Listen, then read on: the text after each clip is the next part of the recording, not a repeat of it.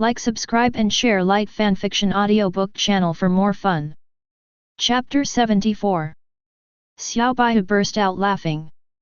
Inwoyuki looked at the ball of light she was carrying and let out a long sigh. I understand now. He looked up at Liu Ji and Xiao Baihu. You two aren't brave at all, you're just well equipped. The two chuckled but didn't reply.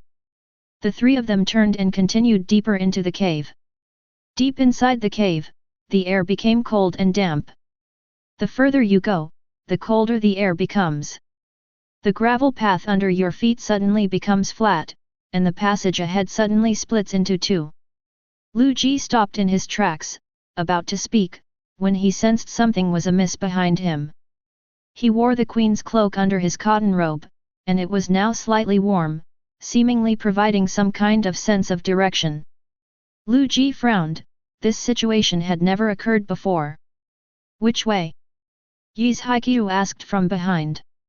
Liu Ji felt it again. The heat was still there, stubbornly pointing to the left. Let's go to the left first, he said, turning left with his foot. The passage on the left was narrower than the one they had walked through before, but the stone walls were more finely polished.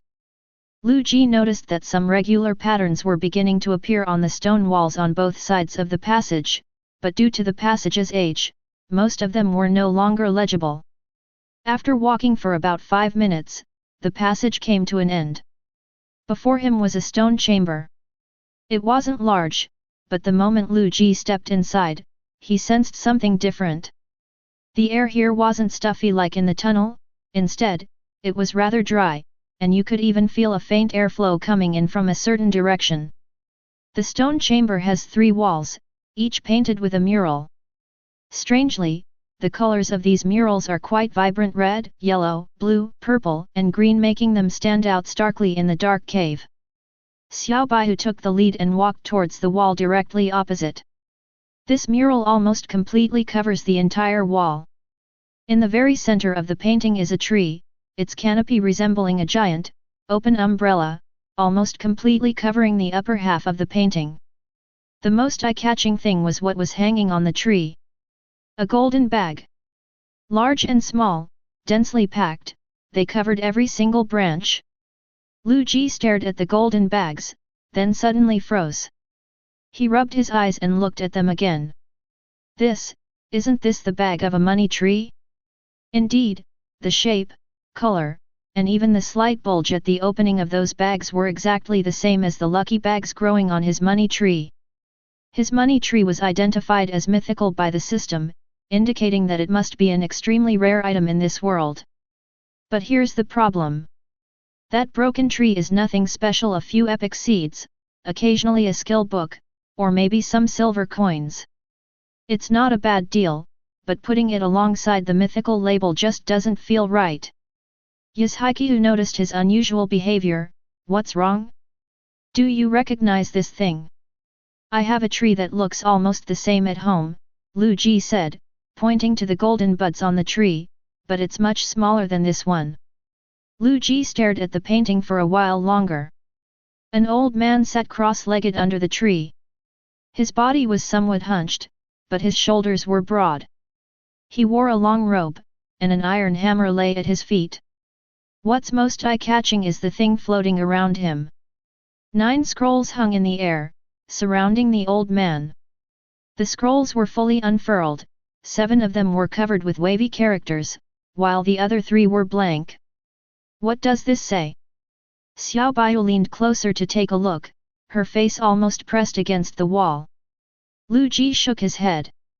Let's look at something else first. He turned and walked towards the wall on the right. The paintings on this wall look more intricate. It's a map. The mountains, rivers, forests, and deserts on the map are all depicted with remarkable realism. The entire map is divided into 10 regions, each separated by thick lines, resembling some kind of boundary. The map was huge, the 3 of them had to look up to see it. Liu Ji's gaze began to sweep upwards from the bottom. At the very bottom is a mountain range, white, undulating, drawn in great detail, even the lines of the ridges are outlined. A zombie head is painted above the mountains, which is unsettling to look at. And to the right of that white mountain range, there is a green marker. This is where we are. Xiao Baihu leaned closer, pointing her finger at the green marker. Liu Ji followed her finger and looked in that direction. The green marker was located to the upper right of the White Mountains, right next to the zombie head. It should be, he said. It seems this area is the snow-capped mountain we're in now. Xiao Baihu's finger began to move to the right. So this place. Xiao Baihu's voice suddenly changed, tinged with surprise. Is this our Misty Forest? Liu Ji noticed it too. But strangely, the forest was a vibrant green, and the river was painted naturally and dynamically, making it completely unrelated to the Misty Forest. In the very center of the forest, there is a sunflower's face painted on it. A small crown is perched crookedly on its flower head. Sunflower Queen. Liu Ji's voice was very soft. He subconsciously felt his back, the cloak was still quietly against his skin, and the temperature had returned to normal. Xiao Baihu's gaze had already drifted to another corner of the map. Look, there are some here too. She pointed to a large area at the top of the map. The area was painted in a yellowish-brown color and looked like a desert. In the center of the desert, there was a plant, a cactus, round and plump, covered in thorns, with a small flower blooming on its top. Liu Ji's gaze slowly moved across the map. 10 regions, 10 different landscapes. Except for the snow-capped mountain where zombies are drawn, the very center of the other 9 regions features a single plant. So this world is so big. Xiao Baihu's voice was very soft, as if she were talking to herself. Liu Ji remained silent. That was about all the information this painting could provide. He took a deep breath, turned, and walked towards the wall on the left. The mural on this wall is simpler than the previous 2, depicting only 4 objects. They are arranged in a row from left to right, each one small but exquisitely drawn. The first one is a scarecrow. Wearing a tattered straw hat, its arms were outstretched as if to embrace something. 2 black dots were painted on its face for eyes, and a crooked arc for a mouth, just like the scarecrow he had seen in the abandoned farmland. This looks really familiar, Liu Ji said. He shifted his gaze to the second one. A tree. The tree has a straight trunk, a broad crown, and lush foliage. A thought popped into Liu Ji's mind, the wisdom tree. It's quite different from the wisdom tree in the territory. The one in the territory is a deep, almost black, emerald green, while this tree appears vibrant and full of life. Is this the tree of wisdom? Yi's Haiqiu asked from the side.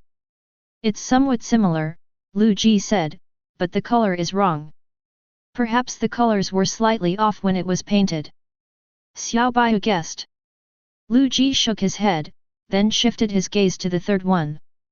He knew this plant very well. Sunflower Queen. Liu Ji stared at the sunflower, and subconsciously reached out, his fingertips touching the petals of the sunflower on the screen. The instant it touched, the world is spinning. The whole world shattered into countless pieces of light before my eyes, my sense of direction completely disappeared, and I couldn't even distinguish up from down. Someone was calling his name. The voice sounded distant, as if through a layer of water. Liu Ji! Liu Ji! It was Xiao Baihu's voice. He wanted to answer, but couldn't open his mouth. Then everything froze. Chapter 75. Liu Ji opened his eyes. A flash of white light pierced through him, and he instinctively raised his hand to shield his eyes. The sun. He hadn't seen this kind of light in a long time. Liu Ji slowly lowered his hand, squinted for a while to adjust his vision, and then he could see his surroundings clearly. He lay on a patch of grass. There was a sweet scent in the air, like the fragrance of flowers, or perhaps the sap of some plant. He was about to get up when he suddenly noticed. Something was watching him from not far away.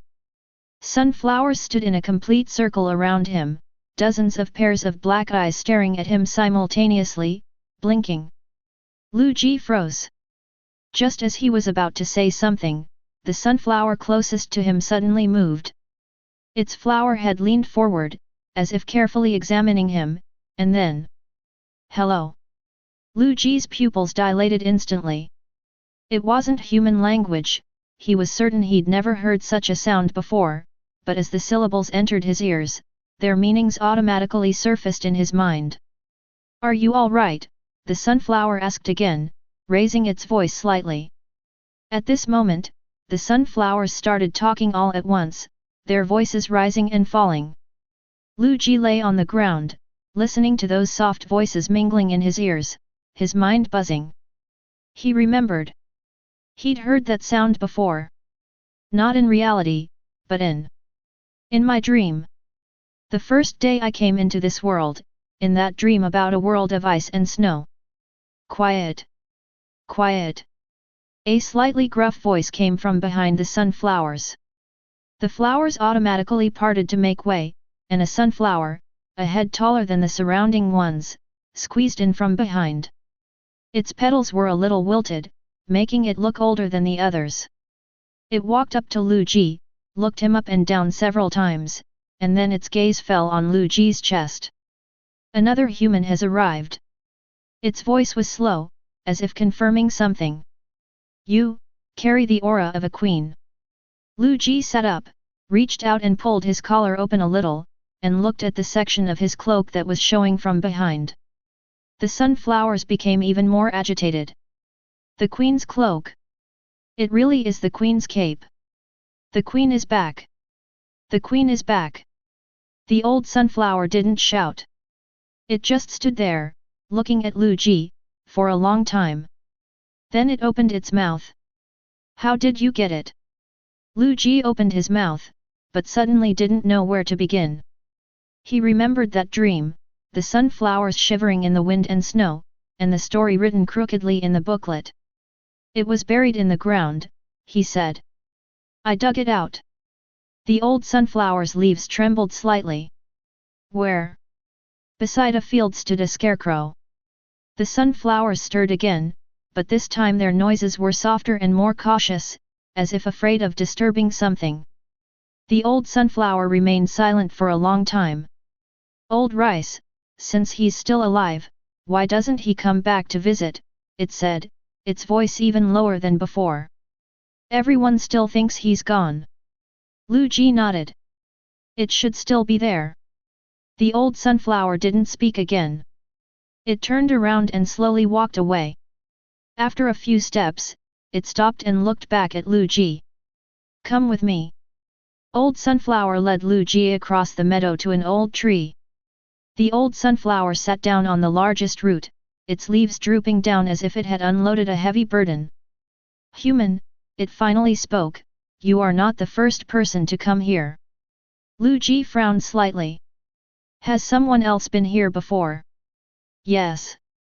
A few have come intermittently over the past 100 years, the old sunflower said calmly, but they're all dead. Liu Ji's brows furrowed even deeper. But don't worry, you're different from those people. The old sunflower's leaves twitched slightly. You're the first person to get the cloak. Liu Ji paused for a moment. He remembered the scarecrow, and the first time he saw it in the abandoned farmland, its two black dots forming eyes that stared blankly ahead. Old rice rarely approaches humans on its own initiative. Old sunflower's voice became more serious. It chose you, brought you into contact with us, so that you would have to make a choice. Liu Ji looked puzzled. A choice? He asked. What choice? It all started 500 years ago, it said. Liu Ji sat down opposite it and waited. Back then, we sunflowers lived in the sacred forest, he paused, which is now the Misty Forest. Sunlight streamed down from the sky, shining on the flower heads of every sunflower. The old sunflower spoke slowly, as if recalling something from a long time ago. One day, a rift opened in the sky above the frigid mountains, and something fell from within. We didn't know what it was, and no one went to investigate. The rules of the sacred forest dictate that we don't concern ourselves with matters outside, and Her Majesty the Queen has said so as well. It paused. Those things are zombies. The old sunflower's flower head turned slightly, facing the ball of light overhead. For the first 100 years or so, they stayed in the frigid mountains. There were no resources there, no rocks, no snow, no ice, not even a blade of grass grew. No one knew what they ate on those mountains, they just stayed there. The leaders of the various regions sent people to check on them a few times, then left them alone. Does nobody think they can amount to anything? Liu Ji asked. No. The old sunflower's leaves swayed. Back then, all 9 regions were preoccupied with their own affairs. Who would care about a bunch of useless trash who fell out of the cracks? Nobody wanted a place like the Arctic mountains. And then, later they came down the mountain. Old Sunflower's voice deepened slightly. 400 years ago, the zombies descended from the west of the snow mountain and entered a highly poisonous swamp. The mushrooms there were caught completely off guard, and in just 2 years, the entire swamp fell. By the time the news reached the outside world, the swamp had already changed hands. At this moment, Liu Ji remembered his sun mushroom, and how it sat quietly glowing in the pit. Then the zombies turned their attention to Dragon Bone Lands, Old Sunflower continued. That place is north of the snow-capped mountains, said to be a land where all races coexist, and all kinds of plants grow there. So they fell quickly too. No, they have helpers. In the Dragon Bone Lands, there lives a creature called humans, who look very much like you. They live alongside the plants, forging equipment and weapons for them. Back then, a young man named Liu Ji emerged in the Dragon Bone Lands. Old Sunflower paused for a moment when he mentioned the name. But the forces within the Dragon Bone Lands are incredibly complex, and Liu Ji is merely the successor of one of them. When the zombies first began their invasion, he crossed the snow-capped mountains, reached the sacred forest, knelt before the queen, and begged her for help. The queen didn't agree. Liu Ji asked. No. The old sunflower's leaves drooped. The queen said, the sacred forest doesn't concern itself with outside affairs. She said it was a matter for the Dragon Bone Lands, none of the sunflower clan's concern. Liu Ji knelt for 3 days and 3 nights, but the queen didn't see him a second time. Liu Ji fell silent. It is said that he later received his forging skills from a blacksmith named Milan in the Dragon Bone Lands. Milan was the best blacksmith in the Dragon Bone Lands, capable of crafting various treasures tailored to different plants. Liu Ji studied under him for 10 years, but Milan died not long after he completed his apprenticeship. Liu Ji returned to his people and began forging. He crafted top-tier treasures for the plants and armor for his companions. Donning the gear he created, the plants, under his leadership, withstood the zombie charge head-on for the first time. Dr. Zombie King went in person. They're gone. Old Sunflower's voice deepened. But Liu Ji had already become a force to be reckoned with by then. Dr. Zombie King couldn't break through, and the two sides remained locked in a stalemate for over 100 years. At this point, it suddenly paused, and the flower head turned slightly, as if it were sizing up Liu Ji. Do you know Dr. Zombie King? Liu Ji nodded. The old sunflower remained silent for a moment, its leaves swaying gently. We didn't know what it was called. Back then, we just called it the thing that came from the crack. And then? Liu Ji asked. Then Liu Ji grew old, the old sunflower said, and he stopped pursuing power through equipment and treasures. Instead, he began building palaces, declaring himself king, and constructing his tomb. He devoted all his time to power. Liu Ji listened, and suddenly felt it was a bit absurd. A man who spent his whole life forging iron, guarding his homeland, and then quit to become emperor? Is he crazy? Why? He asked. He wasn't insane, because he unified the Dragon Bone Lands during his reign. Old Sunflower's voice was calm.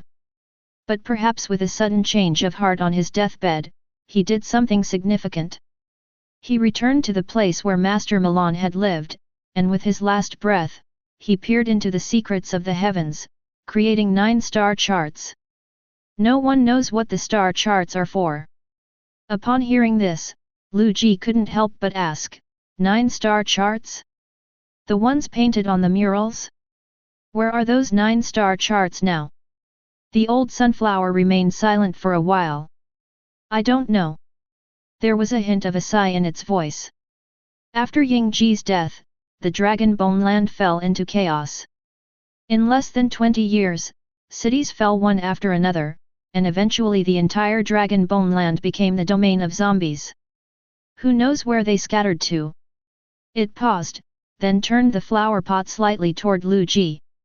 But if it still exists, it's most likely in Lao Dao's hands. Liu Ji was taken aback. Old Dao. It has lived far too long. Longer than all of us. It has seen many people, Ying Ji, Master Milan, and the leaders of various powerful forces throughout history.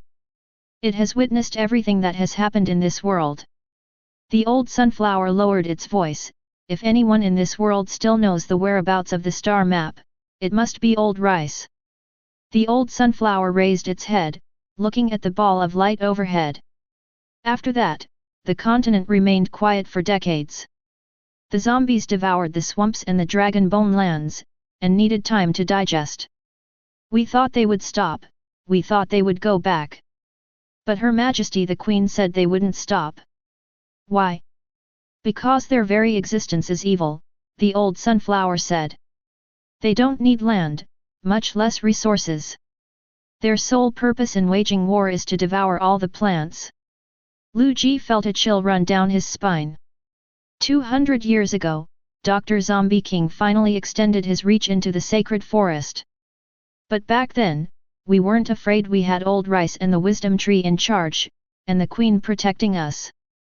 When those zombies rushed in, the Queen didn't even need to lift a finger. Old Rice and the Wisdom Tree alone were enough to send them fleeing in disarray. We won the first time. We won quickly and easily. Old Sunflower's voice suddenly changed, as if a thorn was stuck in his throat. Then Dr. Zombie King changed his strategy. Mist. Yes. He got this stuff from somewhere, grayish-white, seeping in little by little from the edge of the forest. The fog has no effect on other plants, but for us sunflowers it slowly seals off our abilities. We produce less and less sunlight, and it gets weaker and weaker. The Queen shielded us with her cloak. The cloak can dispel the fog, but its range is tied to the Queen's strength. The stronger the Queen, the wider the range. This is exactly what Dr. Zombie King has been waiting for. The leaves of the old sunflower began to tremble. He committed all his forces to the attack, launching a simultaneous assault from the southwest, west, and northwest. Dr. Zombie King also personally engaged in battle. But he was riddled with holes by the Queen. He didn't die, though. He lay among the corpses and was dragged back by his men. The Queen was also wounded in that battle. Severely. She stood on the battlefield, her golden petals cracked. The old sunflower fell silent. It took a long time before it spoke. The Queen is too badly wounded. Her cloak is shrinking, protecting fewer and fewer of her people. The tribe's people have scattered to seek help in other regions, going everywhere they can: deserts, jungles, grasslands, even the skies. Nobody's coming. Not a single one. The old sunflower's voice contained no anger, only a deep weariness. Our Queen was too arrogant in her youth. When other regions needed her help, she refused to intervene. When the swamps fell, she didn't send troops. When the Dragon Bone lands begged her, she didn't send troops. Now it's our sacred forest's turn, why should anyone else come to us? Liu Ji opened his mouth as if to say something, but then swallowed it back. Under the corrosive influence of the mist, of the hundreds of millions of their people, only a few hundred sunflowers survived. Those few hundred, huddled together in the light of the cloak, clung to life by the Queen's own strength. Dr. Zombie King waited for that day. He knew the Queen couldn't hold out any longer, so he mobilized all his forces and personally led the final assault on the sacred forest. The queen has accepted the challenge. She told us to run back, to run out of the forest, to run as far as possible. We didn't listen, and she yelled. I had never seen the queen yell at us before. What about old rice and the wisdom tree? Liu Ji asked. Old rice. Old sunflower paused. Old rice is always elusive. It's said he possesses the power of time and space. No one ever knows what he's thinking, nor where he'll appear next. At that time, he's not there. Not here. He's not here. We waited for him, we waited a long time. We thought he would appear out of nowhere at the most crucial moment, like before, and turn the tide, but this time, he didn't. As for the tree of wisdom, it betrayed us. The old sunflower's voice was as flat as stagnant water. During that time, the tree of wisdom folded its canopy, and the zombies didn't attack it. The southwestern defense line was empty. The queen said nothing as the zombies stormed in. She single-handedly held off 3 lines of defense. Holy light swept outwards wave after wave, killing one wave after another. But the light grew thinner and weaker. Finally, she took the crown off her head and handed it to us, telling us to go. She said, "Go south, old Dao might be there." She said, "Don't look back, just survive. We're not leaving." She yelled, yelling until her voice was hoarse. The old sunflower's voice finally cracked. We ran south, but the roars of the zombies behind us grew closer and closer, and we all thought it was over. The old sunflower's voice suddenly changed, as if a ray of light had shone into her memories. Then it came back. Old rice. Yes. It appeared from the air behind us. It stood between us and the zombies, facing them. The zombies rushed towards it and stopped. It was as if something was blocking its way, or as if time itself had completely stopped in front of it. With old Dao's help, we evaded the zombies time and time again. It stood there, pointing us in the right direction. We never heard it speak, but its eyes moved. Whichever way its eyes looked, we ran in that direction. Finally, we ran into the snow-capped mountains. Old rice carved out a space within the mountains. The oldest sunflower in the tribe raised its crown high above its head, and then the surroundings brightened. The old sunflower raised its head, looking at the ball of light overhead. This light has been shining for 100 years. Chapter 76. Liu Ji remained silent for a while, going over the old sunflower's words in his mind several times. Then he remembered a question. Those who have been here before, he asked, were they from Dragonbone lands? The old sunflower's leaves swayed gently. No. The people of Dragonbone lands were almost wiped out hundreds of years ago. Those who came here. It paused, as if choosing its words carefully, like you, came from other worlds. Liu Ji was taken aback. Other worlds? Yes. The old sunflower's voice was flat, as if stating something perfectly ordinary. Every now and then, a new group of people appears in the Misty Forest. They show up in every corner of the sacred forest, and then start planting plants, fighting zombies, and even killing each other. You're probably doing the same thing now. Liu Ji's brows furrowed even more deeply. Then how can we return to our world? There's no going back. The old sunflower shook its head, looking at him. When you arrived here, it meant. Liu Ji's hand stopped on his knee. Your planet is gone. These words, like a stone thrown into water, left no sound, but ripples spread outwards, freezing Liu Ji completely in place. He opened his mouth, but no words came out. He opened his mouth again, his voice as dry as sandpaper. Blue Star, is gone. The old sunflower didn't answer.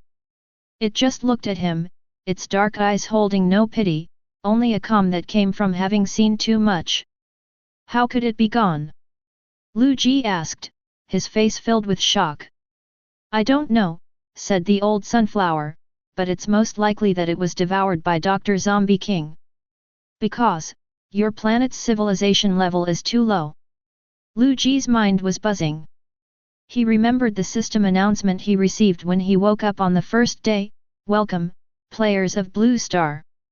He thought it was just a game's opening line, like all the system prompts in transmigration novels, something unimportant. No. It's true. Earth is gone. He sat there, silent for a long time. The old sunflower didn't urge him either, its leaves drooped at its sides, and it waited quietly. After a long while, Liu Ji took a deep breath. "Dr. Zombie King," he said, "can even devour planets." "Yes." The old sunflower's voice deepened. "Dr. Zombie King always invents some strange and wonderful things.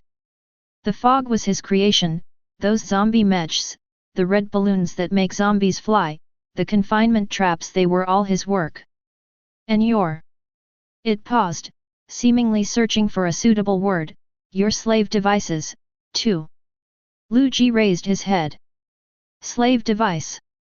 The old sunflower looked at him, its gaze settling on his eyes. There was nothing there, yet it seemed to see something. "It's what you call the system." Liu Ji's pupils contracted slightly. "Every batch of aliens exiled to the sacred forest," old sunflower continued, "has that device implanted in their eyes. It's tied to the cabin, connected to your consciousness. You think it's an aid, something that keeps you alive. But it isn't." Liu Ji subconsciously looked down at the button in front of him.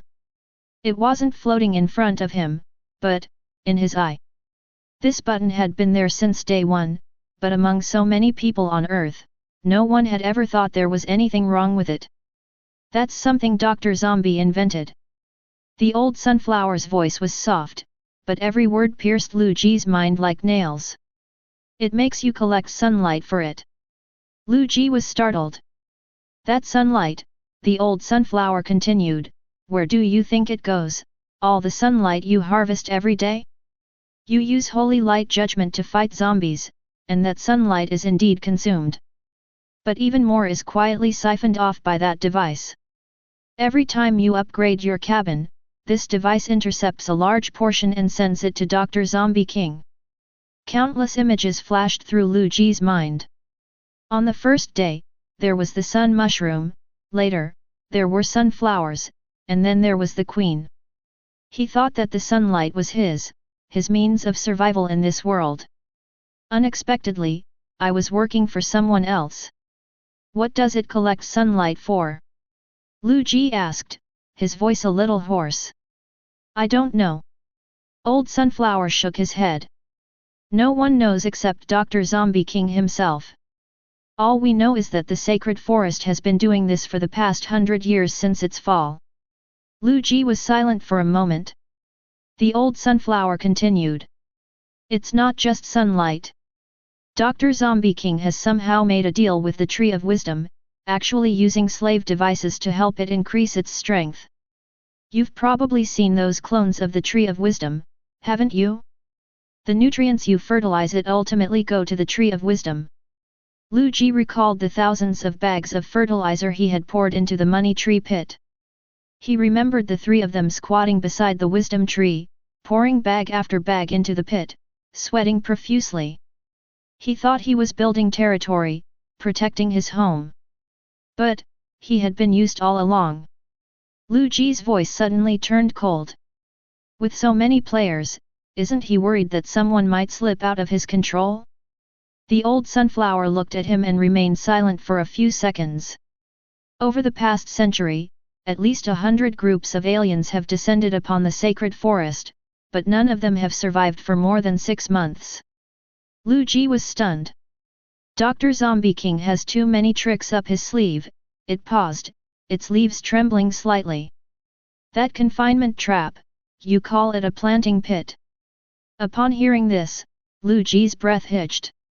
Back when Dr. Zombie King attacked Dragonbone Lands, his plant army suffered terribly at the hands of this thing. Any plant that entered was permanently imprisoned, forced to stand still and wait to die.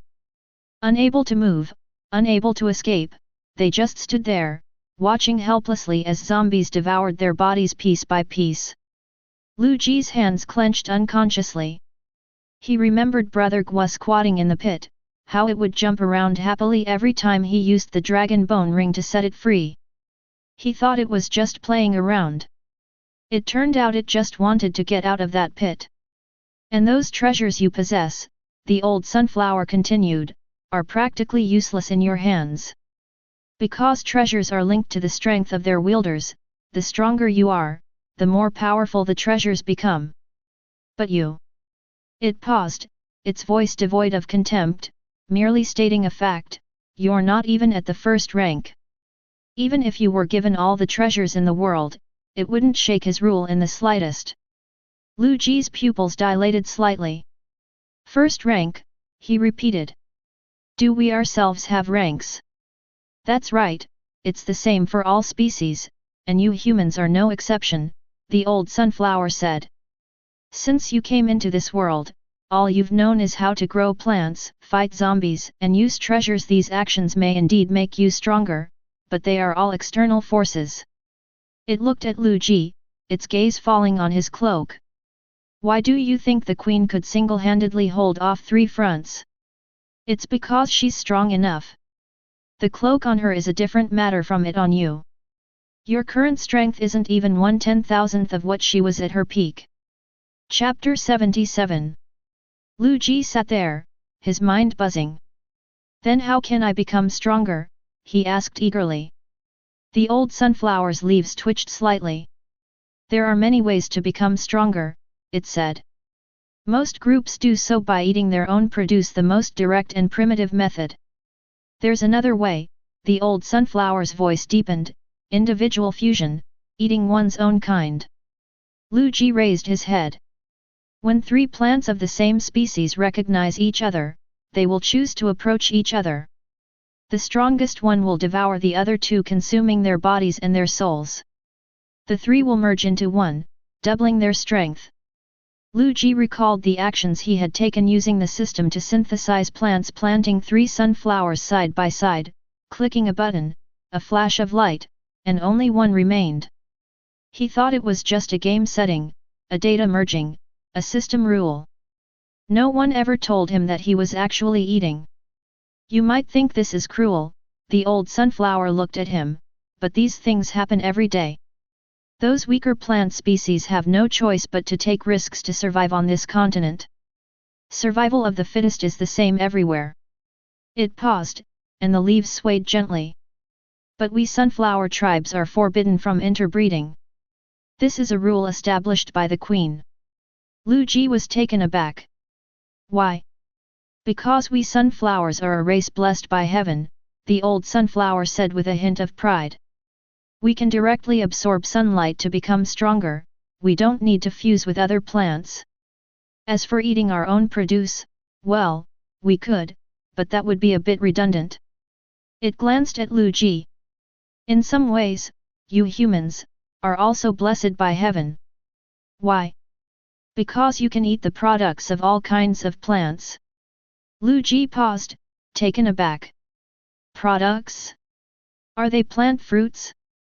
Peas, corn, watermelons, and the like?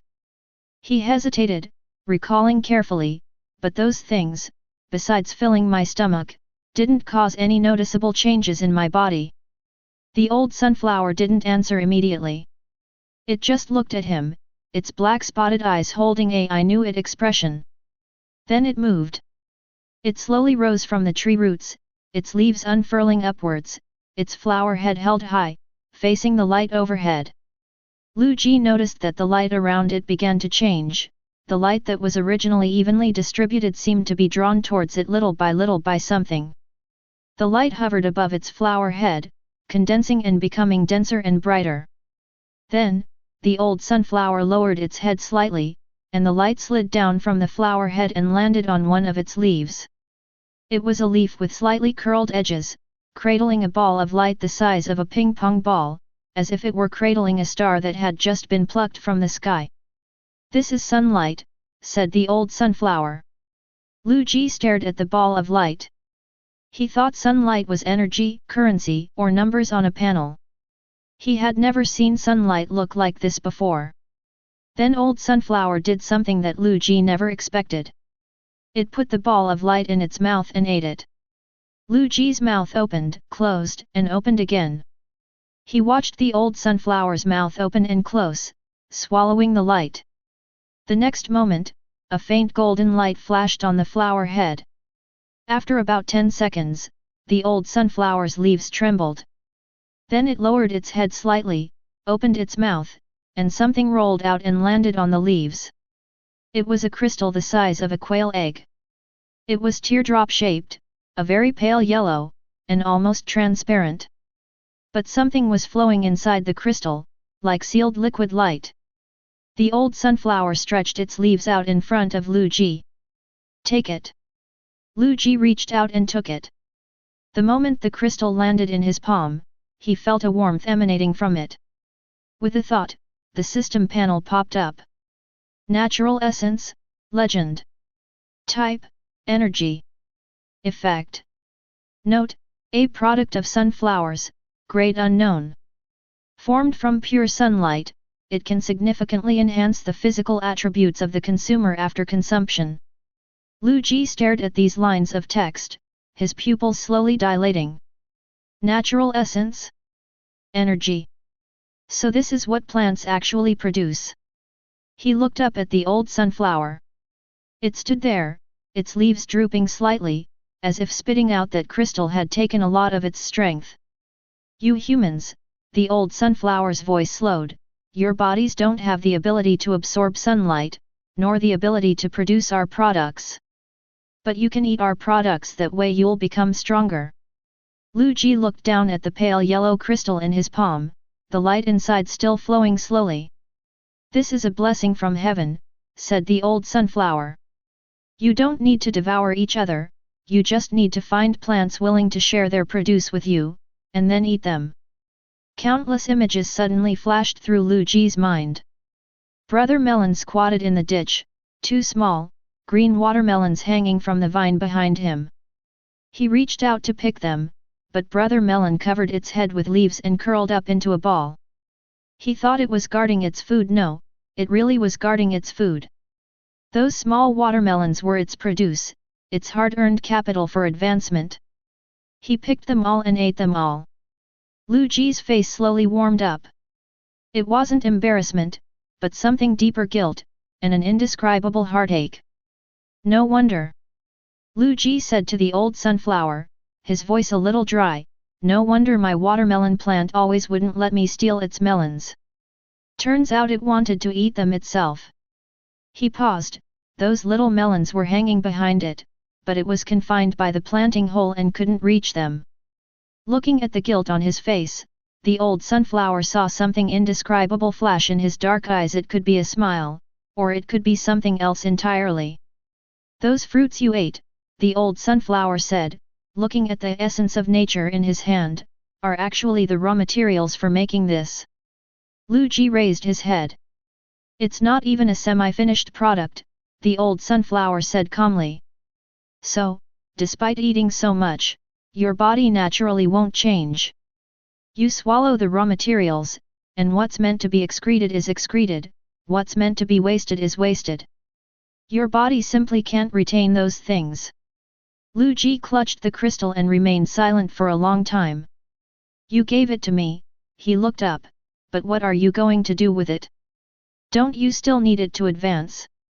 The old sunflower's leaves swayed gently. "I've lived for over 200 years. My time to advance has long passed," it said calmly. "This amount of output won't improve my stats much even if I consume it, it's just sitting there. Giving it to you might come in handy." After it finished speaking, it looked at Liu Ji, at his young face, then raised its head and looked up at the bright light in the sky. Liu Ji followed its gaze. A silence lingered between them for a moment. "All right, you should go now," said the old sunflower, rising from its roots, its leaves trembling. "Although your selection by old rice concerns the fate of my sunflower clan, I cannot give you the crown yet. Your strength is too weak, taking it out would only harm you." Liu Ji opened his mouth, as if to say something. But I will offer you other help, the old sunflower interrupted him. You see those sunflowers outside? I will select a few of the better ones, and you will take them out and bring them back to the forest. Liu Ji followed it for a few steps, then suddenly stopped. That, the device in our eyes, he turned around, is there a way to remove it? The old sunflower stopped and turned to look at him. Its dark eyes, backlit by the light, appeared exceptionally deep. Yes, it said, it will gouge out your eyes. Liu Ji was stunned. He subconsciously raised his hand to touch his eye socket, his fingertips touching warm skin, and he could feel his eyeballs moving slightly underneath. He opened his mouth as if to say something, then closed it again. After a long while, he finally spoke. Isn't there any other way? The old sunflower looked at him and remained silent for a long time. Even if there are other methods, it finally said, I don't know. We've been stumped by Dr. Zombie King's inventions for centuries. We've tried everything, but no one can solve it. It paused, and the leaves drooped slightly. But what? Liu Ji's voice tightened. Master Milan, said Old Sunflower, the blacksmith from Dragon Bone Lands. When he was alive, he forged a set of artifacts capable of breaking through confinement traps, called the Dragon Bone Set. It's said that set could break all the restrictions set by Dr. Zombie King. Liu Ji's breath hitched. He looked down at the dusty ring on his finger. Dragon Bone Ring. The old sunflower shook its head upon seeing this. The one you have is just a replica made by Master Milan's student. After the fall of Dragon Bone Lands, those 4 treasures were scattered. So many years have passed, who knows where they ended up. Liu Ji clenched his fingers. The ring pressed against his palm, its touch icy cold. Let's go, it said. The people outside are still waiting for you. Chapter 78. Liu Ji followed the old sunflower back to that meadow. The old sunflower didn't speak, it simply gazed quietly at the 3 sunflowers in front of it. The 3 sunflowers stood straight, their flower heads held high. After a long while, the old sunflower finally spoke. You 3, go with him. Its voice was flat, revealing no emotion. Don't bring shame to our race. The heads of all 3 sunflowers trembled simultaneously. Then they turned to Liu Ji, their 6 black eyes staring at him intently, their expressions a mixture of tension and excitement. Liu Ji felt a chill run down his spine. It felt like sending a child to war. The 3 sunflowers quickly moved to a row in front of him. The one in the lead cautiously moved closer and spoke in an almost reverent tone, Weibabob. Liu Ji understood. You call me your majesty. He looked at the 3 sunflowers, and the corner of his mouth twitched. Fine, queen it is then. Then he turned to look in the direction the old sunflower had pointed. The cave entrance was faintly visible on the distant rock face. Is that where we get out? The old sunflower nodded slightly, without saying anything more. Let's go. He turned around and walked in the direction the old sunflower had pointed. The 3 sunflowers followed behind him, their short legs moving quickly, as if afraid of getting lost. After walking for about the time it takes to brew a cup of tea, the passage came to an end. In front of him was a stone wall with 3 patterns painted on it, lined up in a row, a scarecrow, the sunflower queen, and the tree of wisdom. They were exactly the same as the ones he had seen in that stone chamber. He reached out, his fingertips touching the portrait of the sunflower queen. The familiar feeling of weightlessness washed over him again. The world spun, the light before his eyes shattered into countless pieces, then pieced itself back together. He felt himself plummet, and the instant his feet touched solid ground, he opened his eyes. A stone chamber. 3 walls, 3 murals. He's back. Liu Ji stood there stunned for a moment, then suddenly turned around. Behind him was nothing but emptiness, there was nothing there. What about the 3 sunflowers? Just as he was about to shout, a ripple suddenly appeared on the wall in front of him, the waves spreading out from the center of the mural, one circle after another, growing denser and denser. Then a sunflower peeked out from behind the wall, looked around, and its two black dots on the flower head stared wide-eyed.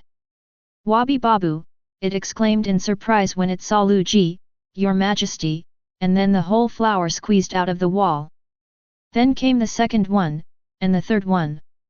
3 sunflowers stood in front of him, their leaves shaking off the dust, not a speck of dirt clinging to them. Liu Ji walked over and reached out to touch the wall.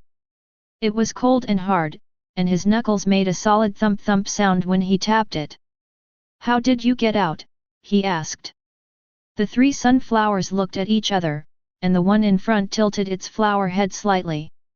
Wait, you came out." Liu Ji knocked on the wall again.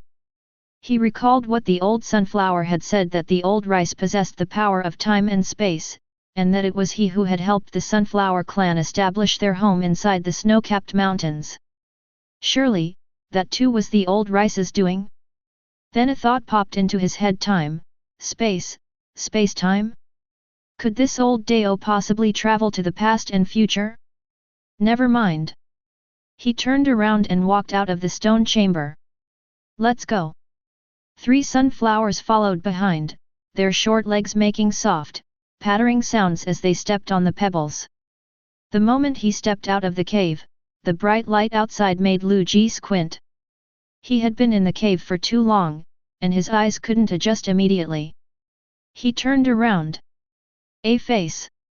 A tattered straw hat, ragged clothes, eyes drawn with 2 black dots, and a crooked, curved mouth.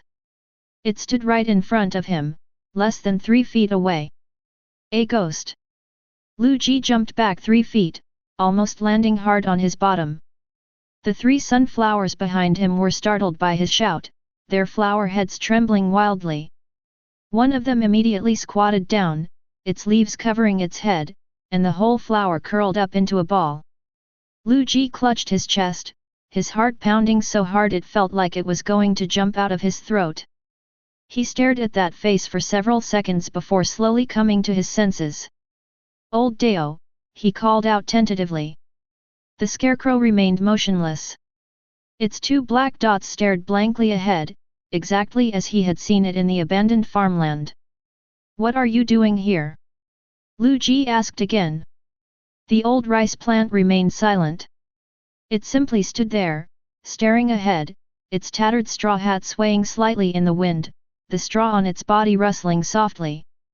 Liu Ji followed its gaze. It was an open space, but the spot old Dao was staring at had looser soil, as if it had been recently turned over. Liu Ji's lips twitched. "You want me to dig again, hey?" He sighed. "Fine, I'll dig, okay." Chapter 79. He walked over and squatted down on the soft ground. The moment his hand touched the soil, he felt it. This soil is different from other places, it's as soft as if it had just rained, and it collapses when you press it with your finger. Liu Ji glanced back at the 3 sunflowers, and then he suddenly realized that he hadn't properly investigated the background of these 3 little guys yet. Sunflower, legend. Type, production plants. Effect, absorbs sunlight and converts it into sunlight. Produces 80 sunlight per day. Skill, holy light, converts sunlight into holy light to attack the target, dealing massive holy damage. Legend. Liu Ji's eyelids twitched, and he glanced at the 2 plants beside him. Sunflower, epic. Type, production plants. Effect, absorbs sunlight and converts it into sunlight. Produces 70 sunlight per day. Skill, holy light, converts sunlight into holy light to attack the target, dealing massive holy damage. 2 epics. Liu Ji's gaze lingered on the panel for 2 seconds before he silently closed it. He suddenly realized that old Sunflower's earlier words, "Don't embarrass our clan," weren't just empty words. He snapped out of his reverie and his gaze fell on the soft ground. "You know holy light magic, right?" The legendary sunflower at the head of the display paused for a moment, then suddenly lifted its flower head. Weibabob! Weibabob! Its voice was clear and loud, roughly translating to, "Yes, Your Majesty." "What are your orders?" Liu Ji pointed to the ground in front of him. "Blow a hole here." "Digging a hole is my lie." "Hey!" The sunflower nodded, its leaves spreading out to the sides, its flower head tilting slightly upwards. The next second, a beam of light shot out from between the petals in front of it. But it wasn't the golden holy light Liu Ji had used, instead, it was pure white, like a water column formed from moonlight, falling silently onto the ground. Boom! A crater half a meter deep was blasted open in the ground, sending dirt and gravel flying, but not much dust was raised. The white light suppressed everything, and even the sound was much more muffled than Liu Ji had imagined. Liu Ji's eyes lit up, he could already see an iron horn at the bottom of the pit. Seeing this, the two epic sunflowers next to them were not to be outdone. They tossed their flower heads, and a red light and a blue light shot out simultaneously, falling into the pit and blasting it even deeper. "Wow, impressive!" Liu Ji turned to look at the three sunflowers. "Your holy light spells are even different colors." He stared at the red glowing sunflower on his left. "From now on, I'll call you Xiaohong." The sunflower's little face flushed bright red, a red even more vibrant than its holy light. Its companion, glowing blue, drooped slightly, its leaves nervously twisting together, but its two black eyes couldn't help but glance upwards, their gaze filled with a desperate plea, "Queen, where am I? Where am I?" Liu Ji looked at it again. "Your name will be Xiaolan. Wabi Babu." Little Blue's voice was shrill, filled with barely suppressed joy. It spun around in place, its short legs drawing a semicircle on the ground, almost tripping itself. Liu Ji's gaze shifted to the legendary sunflower in the center. It stood there, its flower head slightly raised, its posture much more composed than the two beside it. But its pair of black dotted eyes stared unblinkingly at Liu Ji, filled with anticipation. Liu Ji thought for a moment. "Your light is white, like the moon."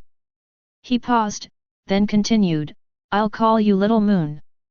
Xiaoyu didn't speak. It stood there, its flower head slowly drooping down, then slowly rising again. Then it jumped up once. Liu Ji smiled at its appearance, then turned around and looked at the bottom of the pit. The iron box was now fully exposed, square and about half a meter in size, exactly the same as the box he had dug out of the abandoned farmland before.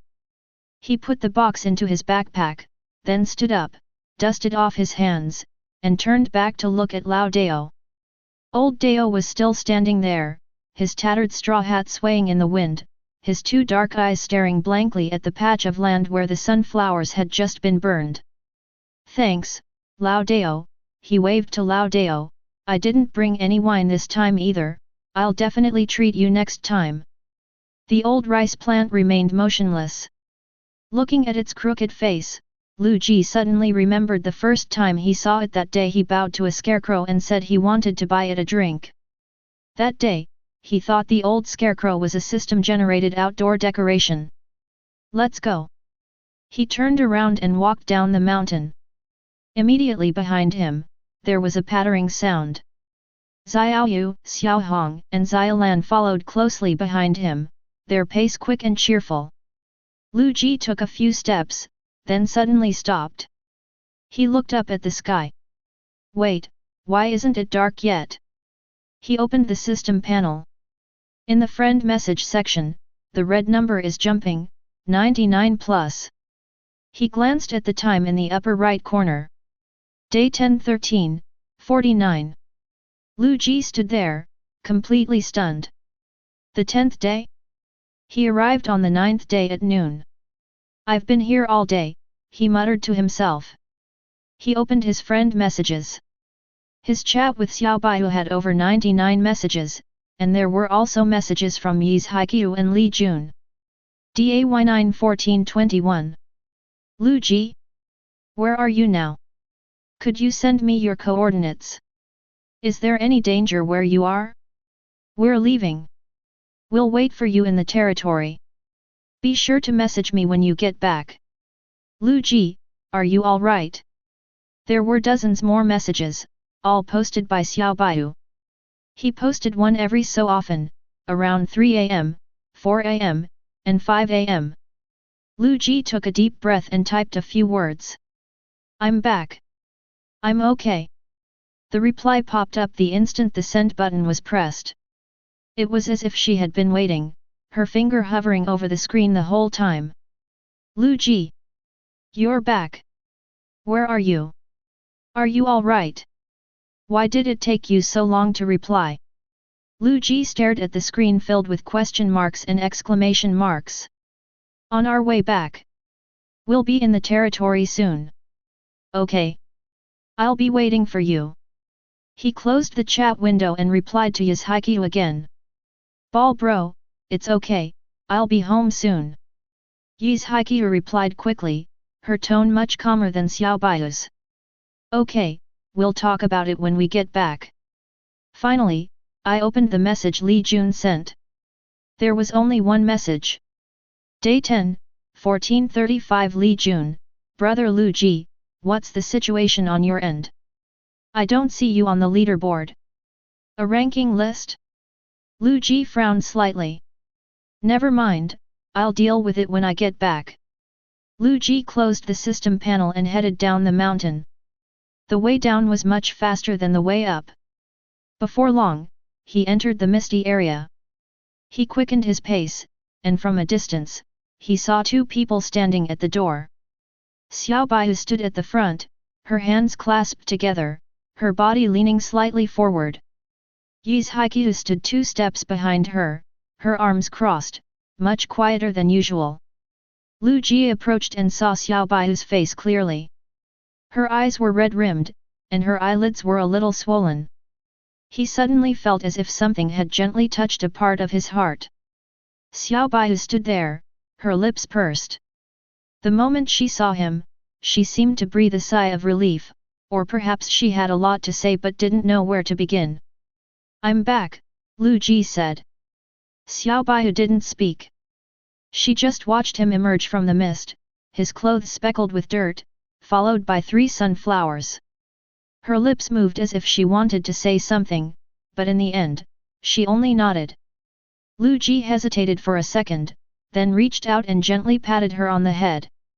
I'm sorry to have worried you. Xiao Baiyu froze. She stared blankly at Liu Ji, blinked twice, and then abruptly turned her head away. Who's worried about you? Her voice was muffled. I'm just afraid you'll die out there and no one will collect your body. Liu Ji smiled but didn't reply. Xiao Baiyu stood sideways to him for 2 seconds before turning back. The blush on her face hadn't completely faded, but her expression had returned to normal. She cleared her throat and shifted her attention to what was behind Liu Ji. What is this? Sunflower, Liu Ji said. I know they're sunflowers, Xiao Baiyu leaned closer, but why are they following you? Yi's Haikyuu, who had been silent until now, finally spoke up. His gaze had been fixed on the 3 sunflowers for a while, but he hadn't said a word. He had clearly seen the ambiguous atmosphere between Liu Ji and Xiao Baiyu earlier, and wisely kept quiet. Seeing that the important matter had arrived, he took a step forward. Is this what you reaped yesterday? Liu Ji nodded. Those 3 are very strong, I'll tell you more about them later. Let's go to my house first. Sorry to have worried you. He paused, then looked at Xiao Baiyu. It's my treat tonight. Xiao Baiyu snorted, that's more like it. Chapter 80. The 3 of them walked toward Liu Ji's pumpkin house. 3 sunflowers followed behind. As Xiaoyu passed by the yard, she suddenly slowed her pace. She tilted her flower pot, looking towards the planting holes. The plants in the pit were squatting quietly, some were glowing, some were dozing, and some had their leaves drooping, as if they were asleep. A hint of pity flashed in Xiaoyu's eyes. Xiaohong and Xiaolan also slowed their pace. The 3 sunflowers stared at the planting holes for several seconds before continuing on their way. Liu Ji noticed their gazes but didn't ask. He led the 2 upstairs. The blankets on the mushroom bed had been neatly folded before he left. He casually put the blankets into his backpack, revealing the light brown mushroom caps underneath. "Sit on the bed first," he said, then turned and walked into the storage room. When he came out, he was carrying a bunch of things in his arms: raspberries, mangosteens, peas, cabbages, and several sections of bamboo tubes. He laid them out one by one on the mushroom bed, red, purple, green, and white, covering the entire bed. Xiao Baihu sat down on the edge of the bed, looking at the pile of food, and then at Liu Ji. "So much. Eat whatever you like," Liu Ji said, sitting down opposite him and crossing his legs. "Let's talk while we eat." 3 people sat in a circle on the mushroom bed. 3 sunflowers squatted on the floor beside the bed, their flower heads slightly raised, and 6 black spotted eyes watched them eat quietly. Xiao Baihu ate a raspberry, then picked up a mangosteen, peeled off the shell to reveal the white flesh inside. She took a bite, her cheeks puffed out, chewed a couple of times, and her eyes crinkled into a smile. "Delicious," she said. Liu Ji ate 2 large peas to fill his stomach, then put down the mangosteen he was holding. "Let me introduce you first." He pointed to the 3 sunflowers beside the bed. "These 3 are the original inhabitants of this sacred forest." Xiao Baihu and Yi's Haiqiu stopped chewing at the same time. "The sacred forest?" Yi's Haiqiu asked. "It's what we now call the Misty Forest," Liu Ji said. "It wasn't called that before." He recounted, bit by bit, the things the old sunflower had told him, selecting only what he could say. Dr. Zombie King emerged from the crack, the mist surrounding Dr. Zombie King, the betrayal of the Tree of Wisdom, the Queen's death in battle, and the sunflower's escape into the snowy mountains. He spoke slowly, skipping over some parts and only giving a rough outline of others. Xiao Baihu listened, forgetting to eat the mangosteen in her hand. Yi's Haiqiu's brows furrowed deeper and deeper, clutching the cabbage in her hand without taking a bite. "So," Yi's Haiqiu spoke, her voice deeper than usual, "those systems, planting pits, sunlight values were all created by Dr. Zombie King. Right? Are we working for it?" "Right. Then what do we do?" she asked. Liu Ji was silent for a moment, then picked up a raspberry and popped it into his mouth. The juice burst between his teeth, and the sweet and sour taste calmed his thoughts slightly. "Now follow the system's instructions," he said. "First, survive, then figure out how to escape the Misty Forest." He didn't mention the natural essence, he didn't want anyone to know about it for the time being. "It's not because I don't trust Xiao Baihu and Yi's Haiqiu, but rather, what would Dr. Zombie King do if he discovered that too many people in the Misty Forest had suddenly become stronger? Even stronger zombies have been sent? Or should we just do a major purge and bring in a new batch of players?" He didn't know. The best course of action is for him to keep this secret by himself. At least that's the case for now. "What are you thinking about?" Xiao Baihu's voice pulled him out of his thoughts. Liu Ji snapped out of his reverie and realized the mangosteen in his hand was slightly deformed from squeezing it. He tossed the shell aside and casually said, "Thinking about the rankings." This wasn't entirely a perfunctory remark. He was indeed concerned about the rankings. The message from Li Jun kept replaying in his mind. Xiao Baihu's expression changed slightly, as if he had remembered something. "Oh, right," she put down the empty raspberry box. "Did you see the system announcement?" Liu Ji shook his head. "We started heading back as soon as we came out of the snow-capped mountain, and haven't had time to take a closer look yet." Xiao Baihu and Yi's Haiqiu exchanged a glance. "Last night," Xiao Baihu began, his tone much more serious than before, "the system issued an announcement." "Announcement?" "Yes. The first regional merge will take place on the 14th day from today. The barrier in the eastern region has now disappeared. Liu Ji frowned slightly. Region merging. These 4 words don't sound good. Our group consists of districts 9521 to 9530, a total of 10 districts, Inwoyoki continued, her voice calm. It's said that people from other districts have already started entering our area to kill. Liu Ji quickly calculated in his mind. Each region. He thought about the situation in his own region, there were probably 2 or 3,000 players still alive. Even if some regions had more players than others, the total number of players across all 10 regions was at least 10,000. Liu Ji opened the system panel and saw the pinned announcement on the regional channel. DAY9 1600 hours. World will announcement. To all players in server 9527, the first server merge is now underway. All server barriers between 9521 and 9530 have been removed. The above areas will host a points-based competition. Players can earn points by defeating wild zombies and bosses, or by plundering points from players in other areas. The area with the highest final score wins. Winning rewards. All players in the winning region will receive a special reward. Failure penalty. Points leaderboard. Liu Ji stared at the announcement, his fingers unconsciously tapping his knee. The absence of punishment is far more unsettling than a list filled with punishments. If it were simply a matter of higher rankings yielding richer rewards, then lower rankings would just mean receiving fewer items. But based on his current understanding of the system from day one, this wretched place has never been comfortable. The most terrifying thing is the knife hanging over your head, because you can't see when it will fall. He took a deep breath and clicked on the leaderboard. Leaderboard. 1 area 9521, 16,033 points. 2 9527 area, 11,460 points details. 3 9530 area, 9,389 points. 10.9528 area, 3,190 points. Liu Ji stared at the second place finisher, momentarily stunned. How come our district is ranked so high? He subconsciously glanced at Xiao Baiyu. This girl is always active in group chats, she must know something.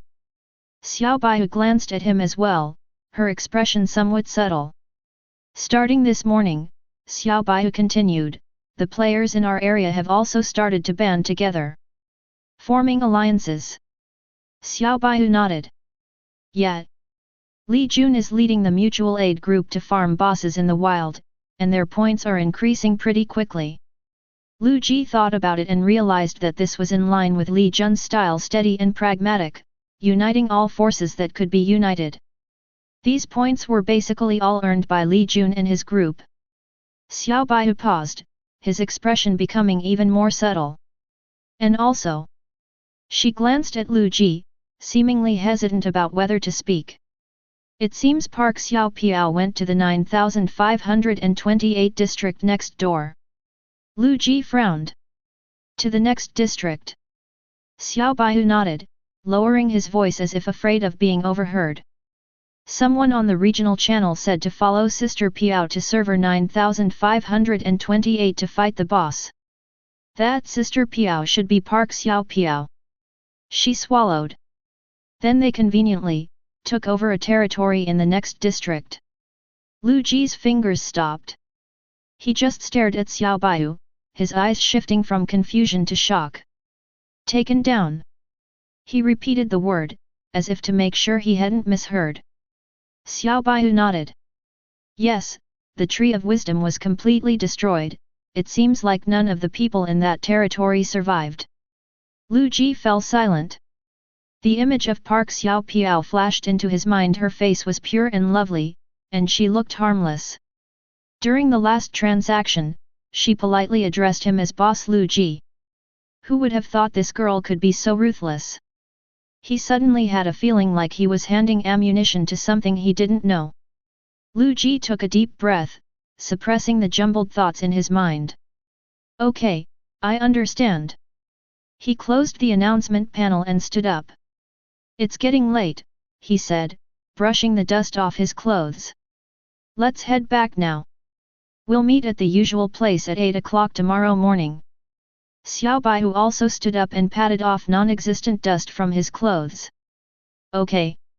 She responded, turned around and took 2 steps, then stopped and looked back at Liu Ji. That. Xiao Baihu opened his mouth as if to say something, but in the end he shook his head. It's nothing, see you tomorrow. After saying that, she walked quickly towards her home, her ponytail swinging behind her.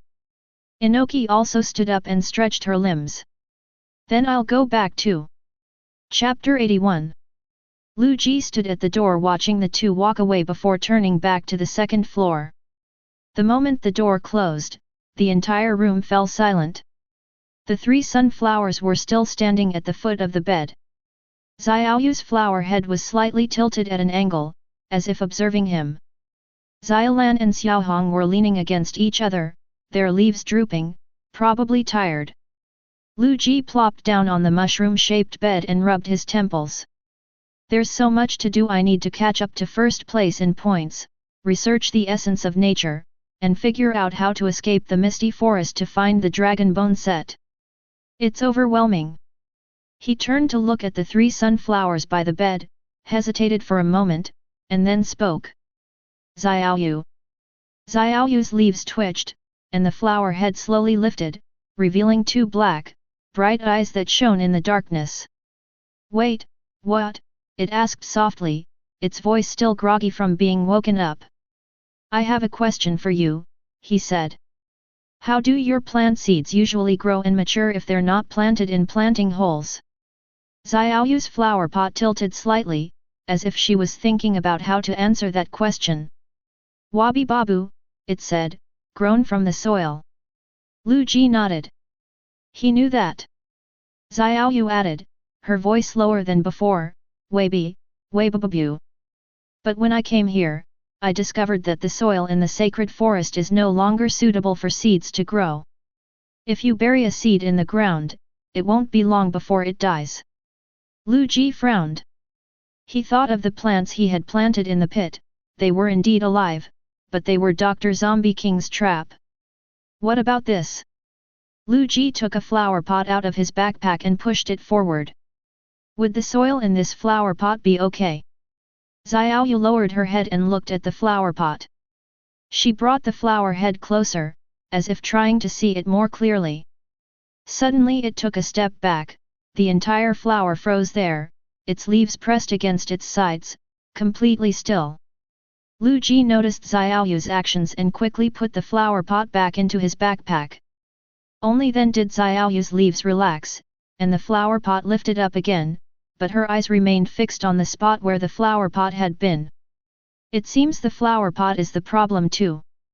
The planting hole is a trap, and the flower pot isn't much better. This Dr. Zombie King is truly cunning and shrewd, he's blocked all the paths you want to grow plants. You can only grow them in holes. You want the plants to move? You can only use his system and follow his rules.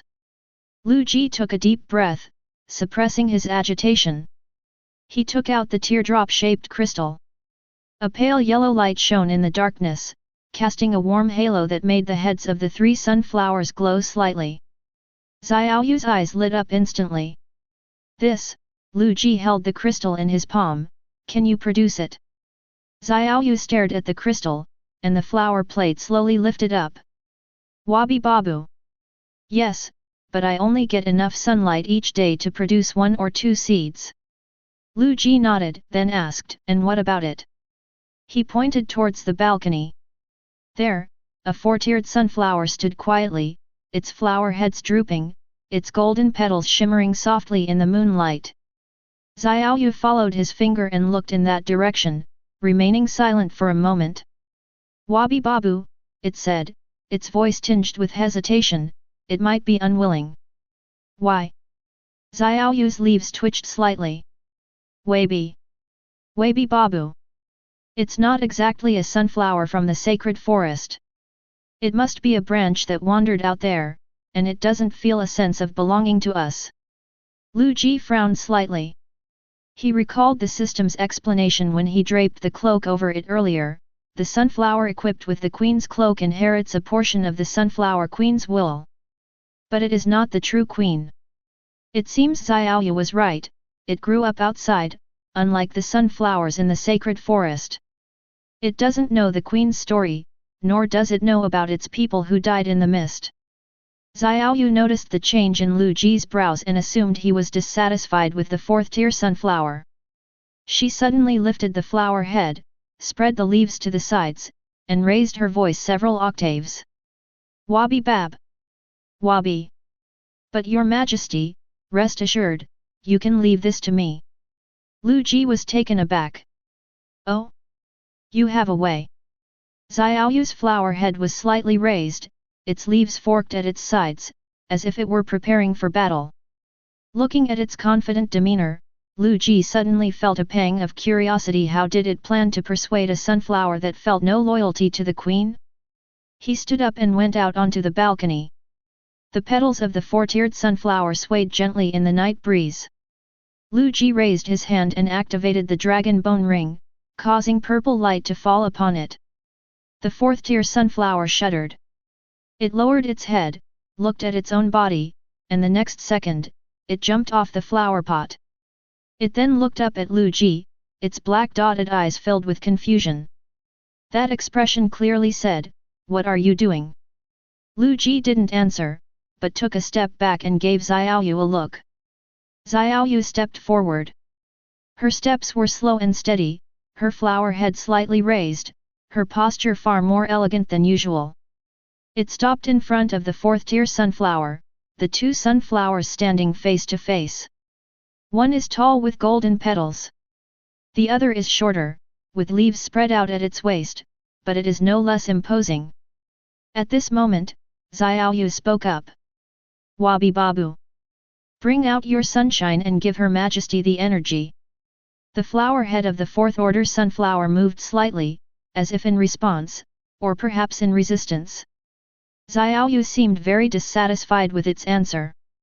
Its flower head tilted slightly, as if sizing up this ungrateful distant relative.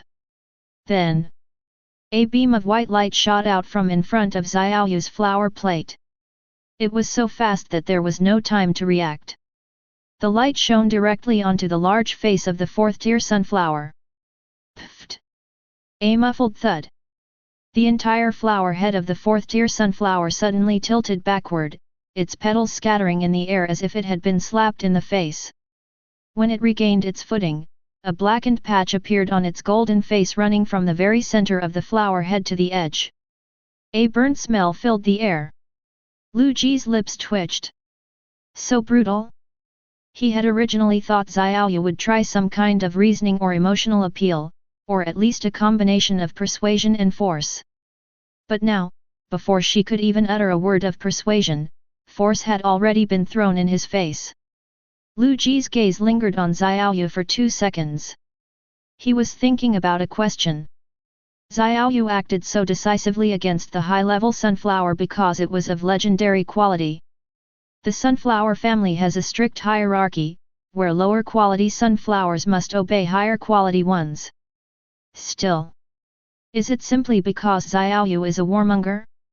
Liu Ji couldn't distinguish between the two possibilities yet, but he noticed a detail. When Xiaoyu made her move, her two little followers, Xiaolan and Xiaohong, showed no surprise whatsoever.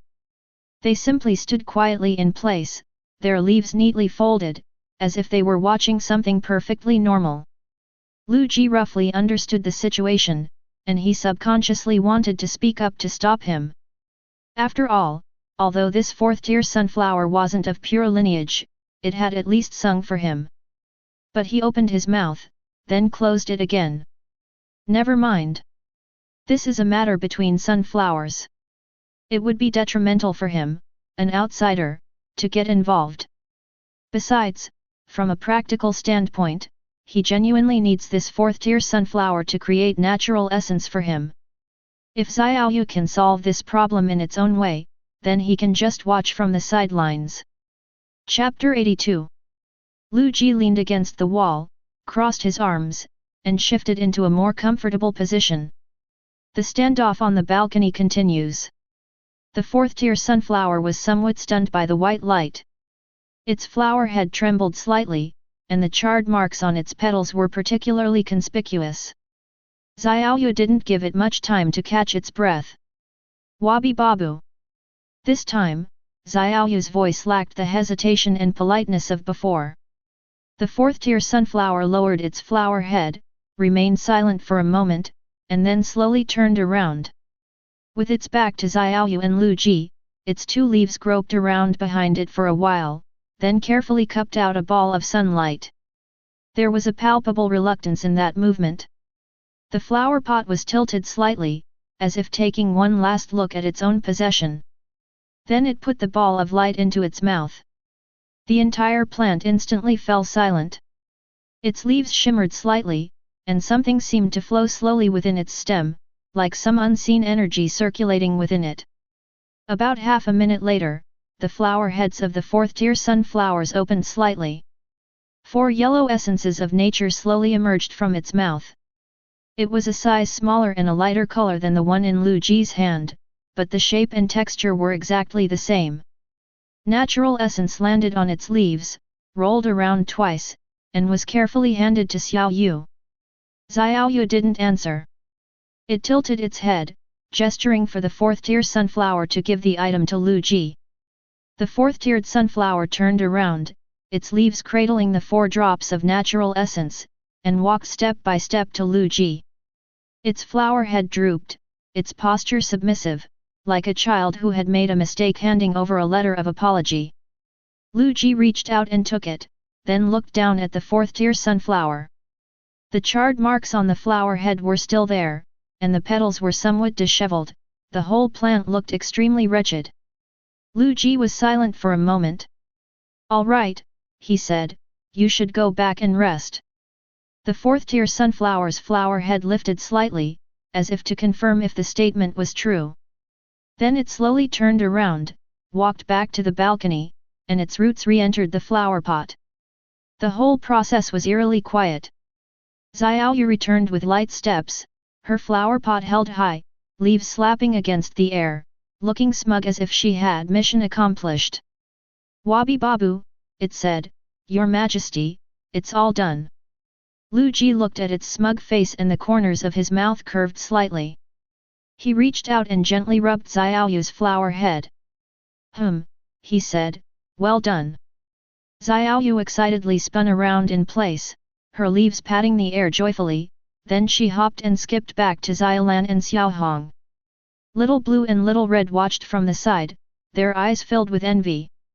Then the 3 sunflowers huddled together, their leaves overlapping and their flower heads touching, and began to whisper Wabi Babu. Liu Ji wasn't idle either.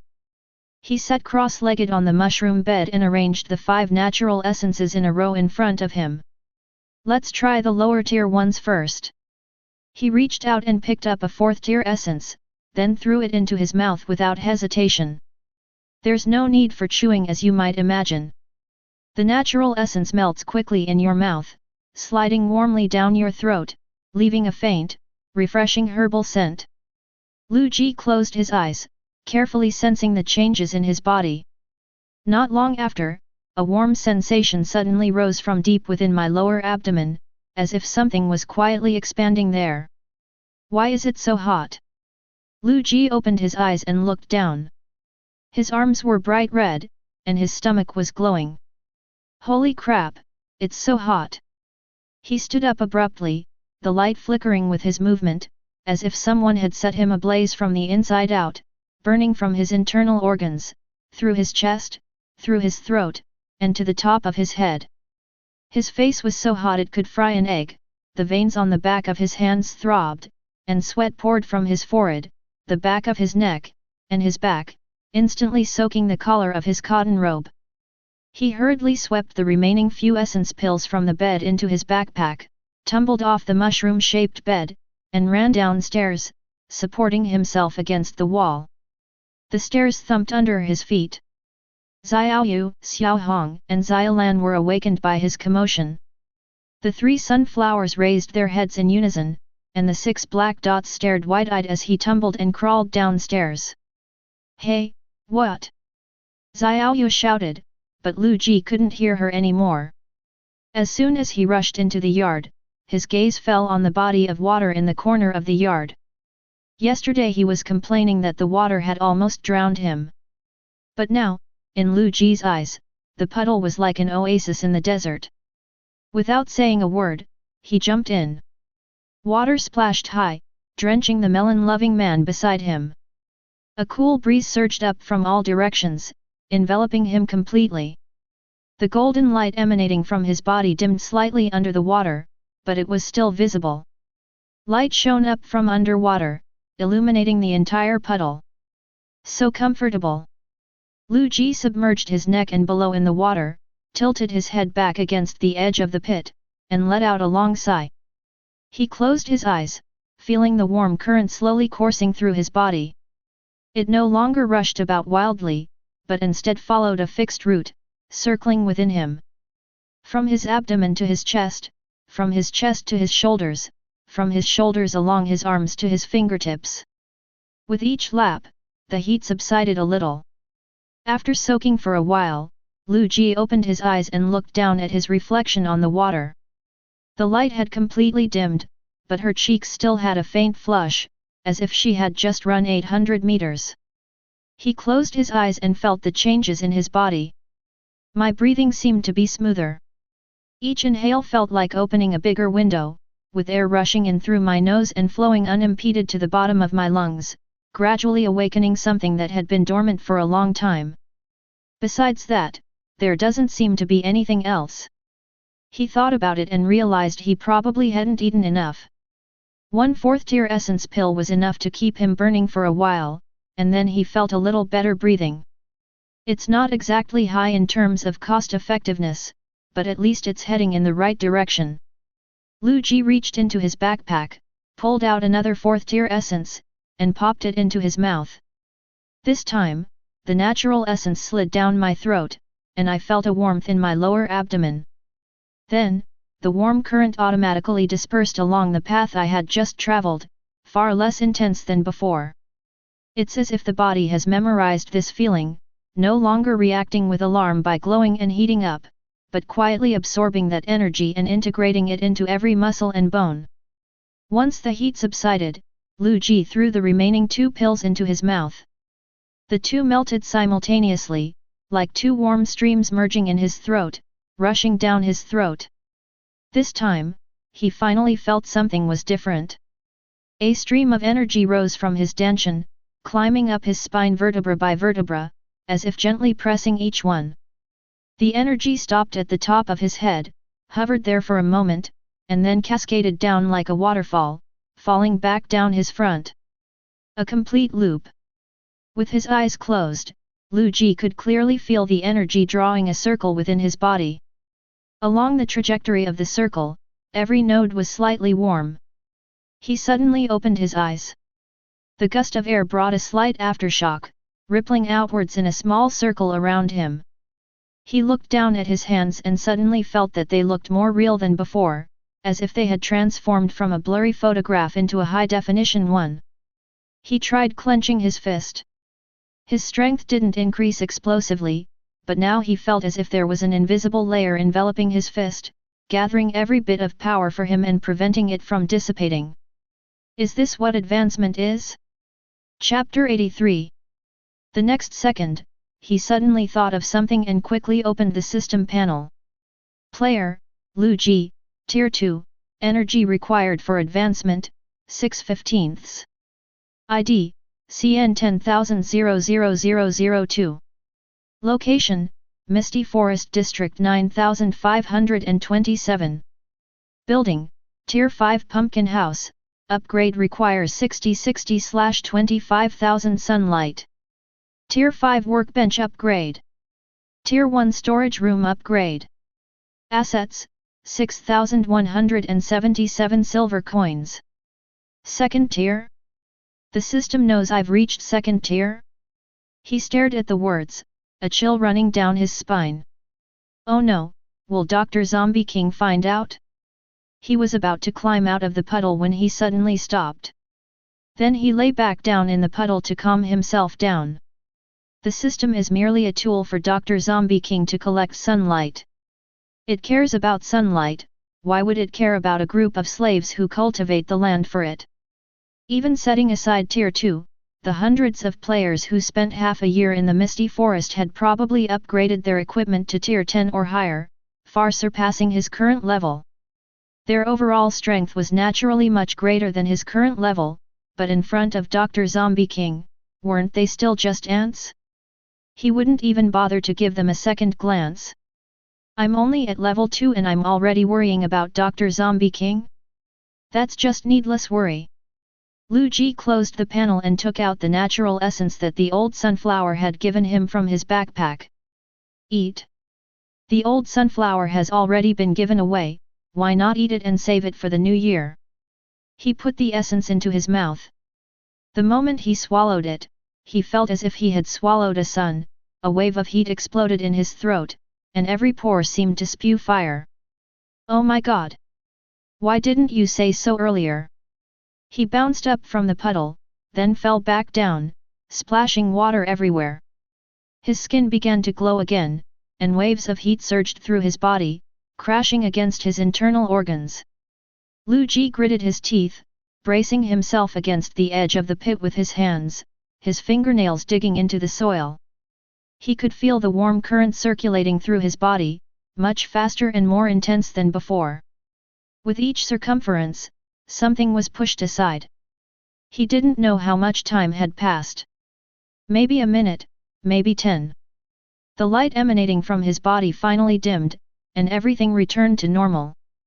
The warm current also slowed down, moving slowly along the meridians that had been opened up. With each step, its power deepened. Finally, it stopped in his abdomen and remained still. Liu Ji was panting heavily, his clothes soaked through, indistinguishable between water and sweat. He raised his trembling hand and tapped the control panel. Player, Liu Ji, Tier 5, energy required for advancement, 13/40. Jumping directly from the second order to the fifth order. He stared at the number, momentarily speechless. The one old sunflower had given him was equivalent to the energy of 20 or 34th tier natural essences. Liu Ji turned off the control panel and climbed out of the puddle. His cotton robe was soaked through. He wrung out the hem of the robe and was about to walk into the house when he caught a glimpse of the watermelon pitcher out of the corner of his eye. Brother Gua squatted by the pit, soaking wet, clearly from the water splashed up when he jumped in. At this moment, Liu Ji suddenly remembered those small watermelons. He turned and went back into the house, upstairs, into the storage room, and opened the food storage compartment. There were 11 small watermelons in total, each one of which he picked from behind his watermelon brother. At the time, he thought they were grains produced by his watermelon brother for him. Liu Ji put the 11 small watermelons into his backpack, went downstairs, and walked into the yard. Brother Gua was still squatting by the pit, soaking wet. He seemed to notice Liu Ji coming out again, turned his head to look at him, and blinked his two black eyes. Liu Ji squatted down to face Brother Melon, took out the small watermelons from his backpack, and arranged them neatly in 2 rows in front of Brother Melon. Then he reached out and gently picked the few watermelons behind Brother Melon, placing them next to the 2 rows of small watermelons. The melon's leaves trembled, but it didn't cover its head. It watched Liu Ji pick those few melons and place them next to the others, then watched Liu Ji pick one from that row and hold it to its mouth. Your brother Ji didn't steal your melon, did he? Liu Ji said, his voice a little hoarse. Look, I've saved them all for you. Eat up. Upon hearing Liu Ji's words, Brother Gua's eyes lit up instantly. Its vines trembled excitedly, the whole plant leaned forward, and then it opened its mouth wide. Snap! It swallowed the small watermelon whole. A crisp cracking sound echoed in the quiet courtyard. Its eyes narrowed, its face filled with enjoyment. // V, // Liu Ji was amused by its expression and picked up another one to hand over. Snap! Another sound. Brother Gua chewed rapidly, and the vines behind him began to sway rhythmically, like a tail wagging happily. Liu Ji stuffed one melon after another into that big mouth. The melon ate faster and faster, until finally it was almost as if Liu Ji hadn't even put his hand to its mouth before it was already opening its mouth and waiting. You rascal, Liu Ji muttered, you eat so heartily, it makes me want some too. Brother Melon completely ignored him. Its attention was entirely focused on the last small watermelon, which it opened its mouth and swallowed whole. Click! This sound was louder than any of the previous ones. Brother Gua chewed twice, and then the entire plant suddenly stopped. The vines stopped swaying, the leaves stopped shaking, and even its eyes closed tightly. Liu Ji paused for a moment, about to reach out and touch it. The next second, Brother Gua's body suddenly lit up. Liu Ji had seen that quality of light before. It's exactly the same as during synthesis. As the light slowly dimmed, Brother Gua opened his eyes again. Liu Ji subconsciously opened its information panel. Tier 3 Watermelon Pitcher, Epic. Type: Attack Plant. Effect: Throws watermelons to attack enemies, dealing massive damage. Skill: Ricochet. After an attack hits an enemy, it can ricochet to 2 nearby targets, dealing 100% damage. Liu Ji looked at the upgraded watermelon pitcher and a smile crept onto his face. Isn't this much better than system synthesis? It consumes its own output without having to devour its own kind. Just as he was about to speak, Brother Gua suddenly opened his mouth. 6 emerald green crystals rolled out of its mouth and landed on the leaf. Brother Gua stretched out a leaf in front of Liu Ji, raised its head, and its 2 black eyes shone brightly. Liu Ji was taken aback. This is, for me. Brother Melon nodded. The vine swayed, and the leaves stretched forward, as if to say, take it, don't be shy. Liu Ji reached out and took the 6 crystals, a thought flashing through his mind. Tier 2 Nature's Essence, Epic. Type: Energy. Effect: The watermelon pitcher's output, formed from condensed small watermelons, contains natural energy. Liu Ji stared at the 6 natural essences, then looked at Brother Melon. It was squatting there, its vines pointing high. Its expression was exactly the same as when Xiaoyu was given her name. Brother Gua is truly righteous. Liu Ji carefully put the 6 essences into his backpack, then reached out and ruffled its round head. The melon squinted its eyes from the ruffle, and its vines swayed even more enthusiastically. Chapter 84. He looked down at his soaked clothes, then at the watermelon juice on his hands, and suddenly chuckled. What a chaotic day! Liu Ji went back into the house, took off his clothes, changed into a linen garment that had been dried in the sun, and then lay directly on the mushroom-shaped bed, letting out a long sigh. After a busy day, everything that needed to be done is done. The 3 sunflowers are settled, and the essence of nature has been figured out. Now I finally have time to see what's in that box. He propped himself up, sat cross-legged on the mushroom-shaped bed, and took the box out of his backpack and placed it in front of him. The box felt heavy in my hand, with very smooth edges, just like the iron box that contained the queen's cloak before. Liu Ji pressed down on the lid of the box with both hands, applying slight pressure. With a soft click, the cap popped open. 2 things lay quietly in the box: a small yellow booklet and a tiny scarecrow. He first picked up the scarecrow, which was about the size of his palm. This little scarecrow looked exactly like the old one. A tattered straw hat, ragged clothes, 2 black dot eyes, and a crooked, curved mouth. But it's so light, you can barely feel its weight in your hand. Type: Effect. Note: Usage method unknown. It is recommended to try blood binding or ingestion. Liu Ji clicked his tongue, his gaze fixed on the line of text. Should we eat them or bleed them? It's one thing to not know how to use the system, but how come we don't even know its name? But looking at it from another angle, even the system couldn't identify this thing. Old Dao is indeed extraordinary. He put the little scarecrow aside and picked up the yellow booklet. The cover was blank, and the edges were curled, as if it had been turned over. He turned to the first page. It depicted a man, in his early 30s, wearing a drab grey linen shirt with the sleeves rolled up to his elbows, revealing his muscular forearms.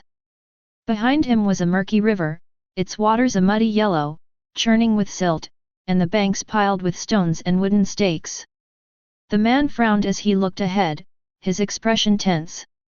His feet were in wet mud, his trousers rolled up above his knees, and his calves were covered in mud, as if he had just waded through water. Liu Ji did not recognize him. The second page features a woman who looks to be around 20 years old.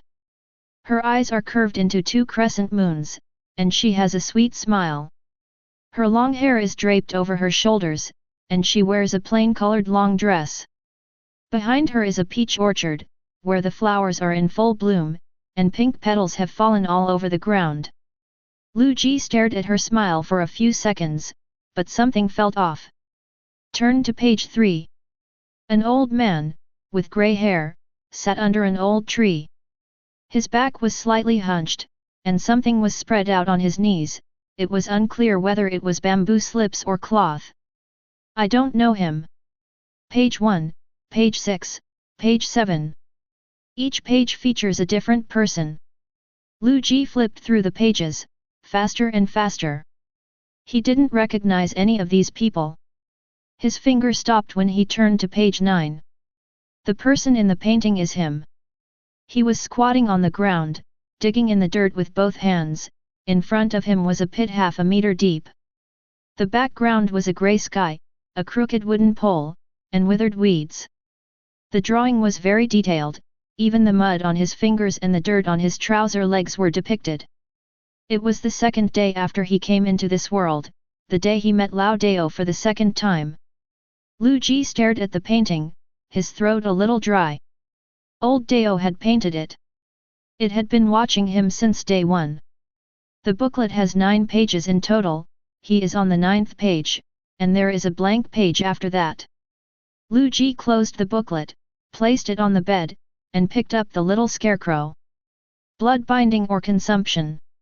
He read the system prompt aloud, then looked at his fingers. He'd only ever seen people bite their fingers in TV dramas.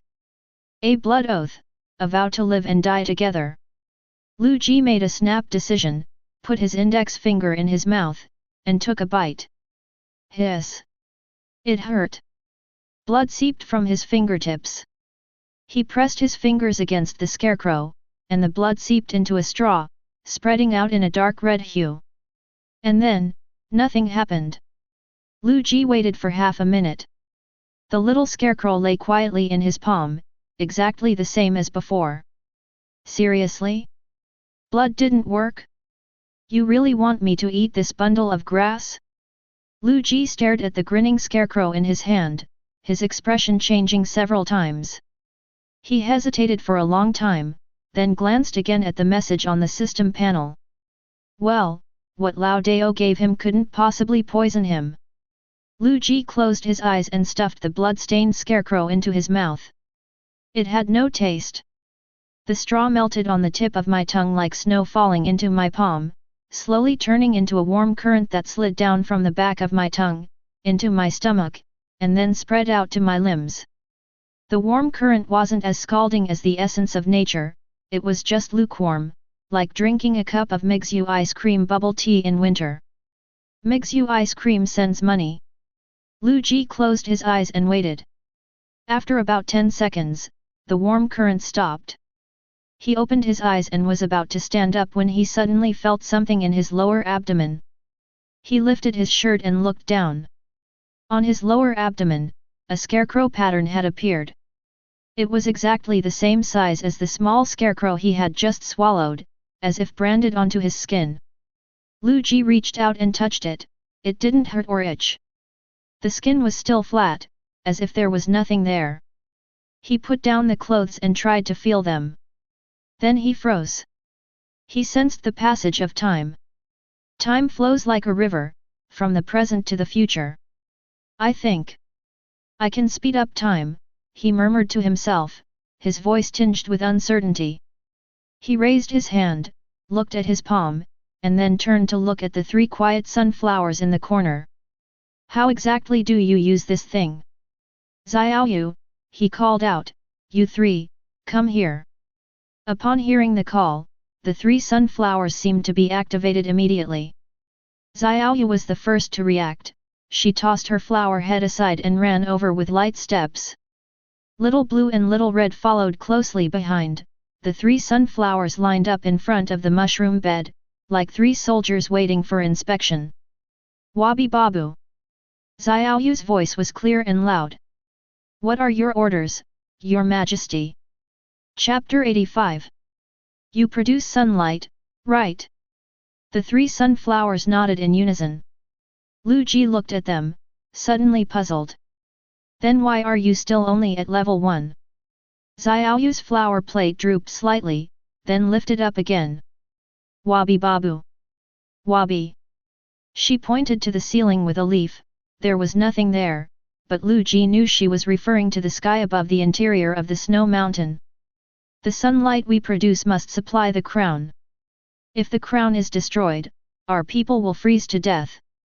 Liu Ji understood. The crown's brilliance had lasted for a century, it seemed it was nurtured by these sunflowers, bit by bit. Then you shall now, he said, begin producing sunlight. Hey! Xiaoyu responded, closing her eyes. Little Red and Little Blue closed their eyes too. The 3 sunflowers stood in a row, their flower heads slightly raised, their leaves spreading out to the sides. Light began to gather on their petals, like dew condensing on the tips of the leaves. Looking at the light on the petals, Liu Ji stretched out his right hand and tried to activate the power in his abdomen. The scarecrow pattern warmed slightly, and the warm current immediately came to life, flowing through my body before obediently gathering in my palm. He felt the light on the 3 small petals suddenly converge at a faster pace, the petals becoming brighter and brighter, turning from pale yellow to golden yellow. Little Red and Little Blue were the same, the 3 sunflowers were like 3 bonfires being lit, burning brighter and brighter in the darkness. Liu Ji continued to stare at them. He could feel the warm current in his palm accelerating the 3 sunflowers, the light focused faster and faster, the sunflowers became brighter and brighter, and the entire room was illuminated. Time passed second by second, and Liu Ji's palms grew hotter and hotter, and sweat began to bead on his forehead. 10 minutes passed, and his breathing became heavy, his arms trembling slightly. But Liu Ji discovered something interesting. He could control the speed at which the sunflower condensed light points by controlling the amount of warm current. A slight smile played on his lips. He was about to increase the intensity to test his limits when suddenly everything went black. Bang! The back of his head hit the floor, but Liu Ji could no longer feel it. He lay on the ground, his back pressed against the cold pumpkin floor, his consciousness shattered into countless pieces as if punched. After a while, the 3 sunflowers opened their eyes at the same time. The light on the petals gradually faded. Xiaoyu was the first to react. She looked down at her own leaves, then at Xiaohong and Xiaolan next to her. The 3 pairs of black eyes met and lit up at the same time. Wait a minute! I produced so much sunshine. Little Red jumped first, making a loud slapping sound as the leaves flapped. Wabi Babu! Little Blue chimed in, so amazing! So amazing! Just as Xiaoyu was about to speak, she suddenly caught a glimpse of Liu Ji lying unconscious on the floor. Her leaves froze. Wait a minute!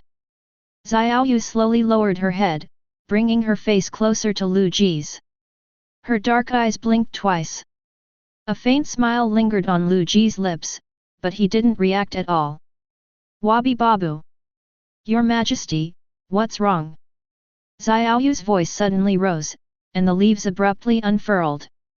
Xiaohong and Xiaolan were startled by her shout and simultaneously took a step back, following her gaze. Their queen lay motionless on the ground. Wah-ah-ah!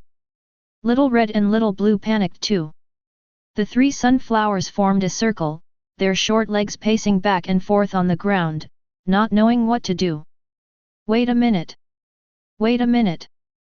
Xiaoyu's voice was urgent and crisp, as if she were calling out to someone who couldn't be woken up no matter what she did. Little Blue stretched out a leaf and cautiously touched Liu Ji's hand, but there was no reaction. Wabi Babu! Is Her Majesty the Queen dead? Xiao Lan's voice was trembling with sobs. Hey! Xiaoyu interrupted it sharply, the flower head suddenly turning towards Xiaolan, its eyes fierce as if it wanted to devour someone. Little Blue's leaves immediately shrank back, and the whole plant recoiled, not daring to utter another sound. Xiaoyu turned her head and looked at Liu Ji lying on the ground, the flower pot trembled slightly. Then it quieted down. Little Blue and Little Red stopped making a fuss, and the 3 sunflowers formed a circle around Liu Ji, quietly guarding him. Chapter 86. After an unknown amount of time, Liu Ji's eyelids twitched. He struggled to open his eyes, and what came into view were 3 sunflower-like faces pressed very close together. The 3 sunflower heads were almost touching the tip of his nose, and 6 black bean-like eyes were staring at him intently. Wait a minute! The Queen is awake! Xiaoyu's flower plate suddenly lifted, her voice filled with the joy of surviving a disaster. Liu Ji was startled by the noise and sat up, pushing himself up from the floor. Every part of his body ached, and his head was spinning, as if he had been completely emptied out. He patted his head and checked the time on the system panel. Day 11, 06:11. Good heavens, it's the second day? He's been lying on the ground all night? How did I fall asleep? He muttered to himself, rubbing his temples and trying to remember. Yes, he had used Lao Dao's ability on Xiaoyu and the others. He only remembered his palms feeling hot, then his vision going black, and then he remembered nothing else. He looked down at the scarecrow pattern on his abdomen. Liu Ji tried to feel that warm current again. He tried to control it he could, but the moment he activated it, a strong sense of fatigue surged up from his limbs, as if reminding him that he had overdrawn his energy for the day. He quickly let go of that energy and exhaled a long breath. Is this ability really that physically demanding? How come I, Liu Ji, am already exhausted after only 10 minutes? But then again, how effective is the acceleration? Liu Ji turned to look at the 3 sunflowers. Xiaoyu noticed his gaze and cautiously took a step forward. Weibi! Your Majesty, how are you? She asked softly. It's nothing, Liu Ji waved his hand at her, I'm just a little tired. Xiaoyu's leaves loosened, and her flower head lifted slightly. Then she opened her mouth, and 3 drops of natural essence rolled out and landed on the leaves. Hey! Your Majesty, here you go. She held the leaf out to Liu Ji in a very soft voice. Seeing this, Little Red and Little Blue also opened their mouths. The 3 natural essences lay in a row on the leaf, their pale yellow light shining softly in the room in the early morning. Liu Ji paused for a moment, then looked at the 3 sunflowers. The 3 small sunflowers had their flower heads drooping slightly, but their leaves were stretched straight up, as if to say, I won't take my leaves back unless you take them away. Looking at the 3 crystals, Liu Ji suddenly didn't know what to say. He had used 10 minutes of his ability to achieve the output of 1 or 2 days. But these 3 little guys, before they even asked for it, just spat it out and handed it to him. Liu Ji looked at them and waved his hand. Keep these for yourselves. Xiaoyu's flower pot tilted slightly. Your current task is to raise your rank as quickly as possible, Liu Ji said. From now on, you can absorb the sunlight you produce directly, you don't need to process it into natural essence for me. The 3 sunflowers froze simultaneously. They looked at each other, then at Liu Ji. Their 6 black dots were filled with surprise and panic. Wabi! Wabi Bab! Your Majesty! This won't do. This is what we wanted to offer you. Liu Ji looked at the 3 sunflowers, which were holding up leaves and seemed at a loss, and couldn't help but smile. All right, he said, eat what I tell you to eat. Only when you become stronger can you help me fight the zombies, right? Xiaoyu's flower pot tilted slightly, as if she were processing this logic. Then its eyes became even brighter. Wabi Babu.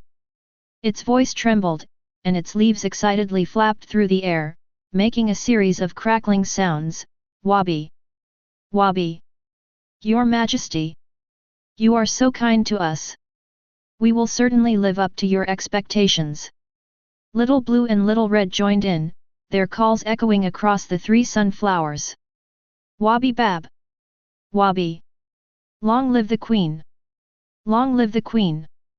Looking at their overjoyed expressions, Liu Ji's lips curled into a smile. But as he laughed, a question suddenly came to mind. So how should we proceed with the production of natural essences? Xiaoyu and the others are all high-quality sunflowers. What he needs now is to help them advance in rank as quickly as possible, rather than wasting precious sunlight on making natural essence for him. However, natural essence is key to improving his strength, so he can't do without it. Liu Ji's gaze unconsciously drifted towards the balcony. The fourth-tier sunflower was dozing off, its flower head drooping and leaves folded, a picture of serene tranquility. It had been beaten up by Xiaoyu last night and was probably exhausted. Xiaoyu noticed Liu Ji's gaze, followed it, and then understood his meaning. She turned around and walked towards the balcony. Her steps were steady, and the flower pots were held high, a stark contrast to her cautious demeanor in front of Liu Ji just moments before. The fourth-tier sunflower is fast asleep, its petals swaying gently in the morning breeze. Xiaoyu walked up to it, and then the leaves spread out to the sides. The next second, a white light shot out from between the petals in front of her, carrying a scorching heat, and struck the flower head of the fourth-tier sunflower directly. Boom!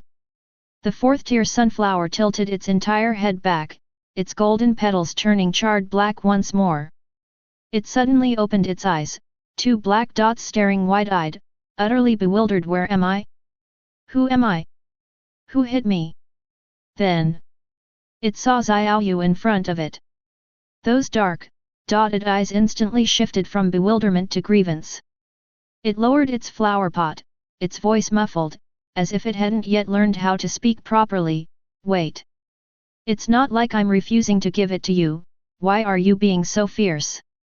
Xiaoyu didn't say anything, she just stretched the leaf out in front of it. The fourth-tier sunflower sighed, resignedly turned around, and began rummaging through its shell. A moment later, Xiaoyu returned to Liu Ji, holding two natural essences. Chapter 87. After working on it for half an hour, it's finally done. Liu Ji stood in the middle of the courtyard, hands on his hips, and let out a satisfied sigh. The 12 planting holes in the yard are neatly arranged in 3 rows, and with the flower pot in the corner, it's now completely full. Besides the sun mushroom in pit 1, the money tree in pit 2, the melon brother in pit 3, and the ice archer in pit 5, the remaining 8 pits and 1 flower pot were filled with 9 sunflowers he had just planted. The tender green shoots had just emerged from the soil and were swaying gently in the morning breeze. They'll be ripe by the time I get back this afternoon. Liu Ji squatted down to look at the tender shoots and muttered to himself, I'll have Xiaoyu give you a good talking to then. He stood up, his gaze falling on the money tree in the first row of the courtyard. This is the first mythical plant he planted in this world, starting from a dusty grey seed. It is now more than 2 people tall, with a thick trunk, lush foliage, and golden veins that shimmer in the sunlight. But at that moment, he suddenly remembered the tree in the mural. What is the relationship between that tree and the one in front of me? Are they the same species, or is the one in front of me simply a representation of the tree in the mural before it has fully grown? He recalled what the lucky bag looked like, then stared at the branches of the money tree, and the more he looked, the more it seemed similar. Speaking of lucky bags, Liu Ji was wondering yesterday why the money tree hadn't produced any lucky bags for 2 or 3 days. He thought there was something wrong with the tree. Now he knows it's about collecting high-quality lucky bags. Just as he was coming downstairs, he spotted a bulging lucky bag hanging from the tree, bigger than his head, hanging heavily on the highest branch, bending the branch under its weight. Liu Ji looked up at it for several seconds, then stood on tiptoe, grabbed the lucky bag with both hands, and pulled hard. Thump! The lucky bag fell and hit the ground with a dull thud. Liu Ji squatted down next to the lucky bag, rubbed his hands together, and opened the bag. A golden light surged out from within. The light lasted for about 3 or 4 seconds, and then dissipated. Liu Ji looked down and saw a watermelon on the ground. But unlike ordinary watermelons, this one was a pure ice blue. It was about the same size as the small watermelons produced by Brother Melon, but its surface was covered with a thin layer of frost, and it felt icy cold to the touch, as if it had just been taken out of the refrigerator. He stared at the iced melon, a thought suddenly forming in his mind. The icy watermelon, legend. Type, treasure. Effect, exclusive to watermelon pitcher, increases attack power by 100% when equipped, and unlocks ice watermelon form. Description, contains the power of extreme cold. Only the purest watermelon pitcher can wield its power. Liu Ji stared at the words, a slow smile creeping onto his lips. 100% attack power, ice melon form. He turned to look at pit number 3. Brother Gua was squatting in the pit, his 2 dark eyes half closed, looking like he hadn't woken up yet. Liu Ji walked over and handed the small, icy blue watermelon to it. Brother Melon opened its eyes and looked at the melon, then looked up at Liu Ji. Its eyes widened instantly, as if 2 stars were shining inside. Its leaves suddenly unfurled, the vines snapped up, and the whole plant stretched forward, as if it wanted to swallow the melon along with Liu Ji's hand in one gulp. Don't rush, Liu Ji said with a smile, pushing the melon forward. I'll equip you right away.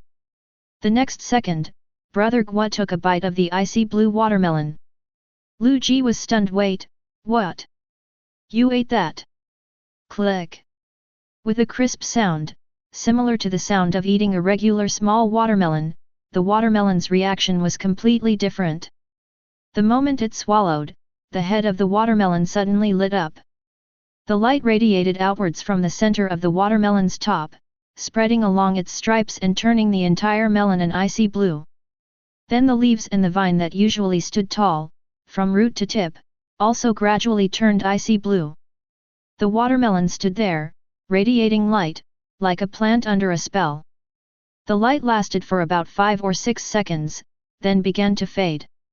Starting from the top of the melon, the blue gradually disappeared, revealing the original emerald green underneath. In just a few seconds, the melon returned to its original appearance. Liu Ji stared at it for a few seconds. Why did it change back? As soon as he finished speaking, the melon's leaves twitched. It lowered its head, looked at its own leaves, then raised its head again, looking at Liu Ji. Then it closed its eyes. The next second, its colors began to change. It changed from emerald green to ice blue, and stood next to the frost archer, looking like a pair of brothers. Then it turned back to normal.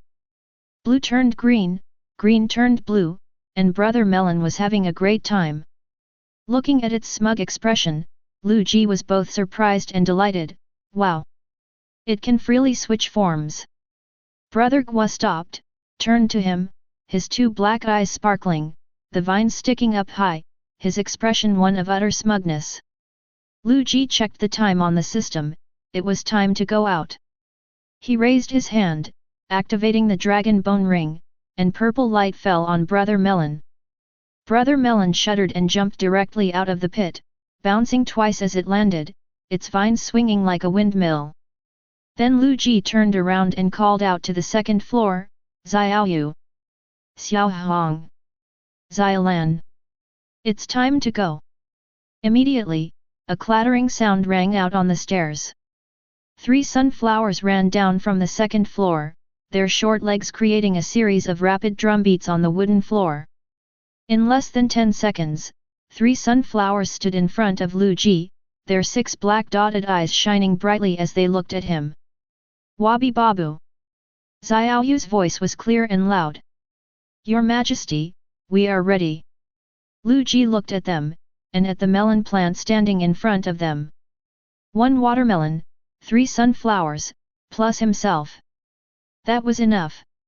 He pushed open the courtyard gate and went outside. As soon as I stepped outside, I saw Xiao Baihu walking towards the wisdom tree. She was wearing her school uniform again today, her hair tied in a ponytail, revealing her fair neck, and she looked much more neat and tidy. Xiao Baihu heard footsteps behind her, turned around, her gaze falling on Liu Ji, and then she paused for a moment. Liu Ji was dressed no differently than usual today, a plain linen suit. But Xiao Baihu just felt that something about him was different. It seems, she looks even better than before? It's not just her facial features that have changed, but the aura she exudes is also different. Xiao Baihu stared at him for several seconds, then suddenly realized what she was doing and quickly looked away, her ears turning a little red. You look a little different today, she asked casually, her fingers unconsciously stroking the cuff of her school uniform. Liu Ji looked down at himself. Really? You're still wearing the same clothes? Xiao Baihu said oh and didn't ask any further questions, but her gaze couldn't help but drift in his direction. Xiaoyu stood behind Liu Ji, tilting the flower pot slightly as she noticed Xiao Baihu's gaze. Its leaves twitched slightly, then it leaned close to Little Blue's ear and whispered Wabi. Xiao Lan suddenly lifted her flower head, looked at Xiao Baihu, then at Liu Ji, and then exchanged a glance with Xiao Yu.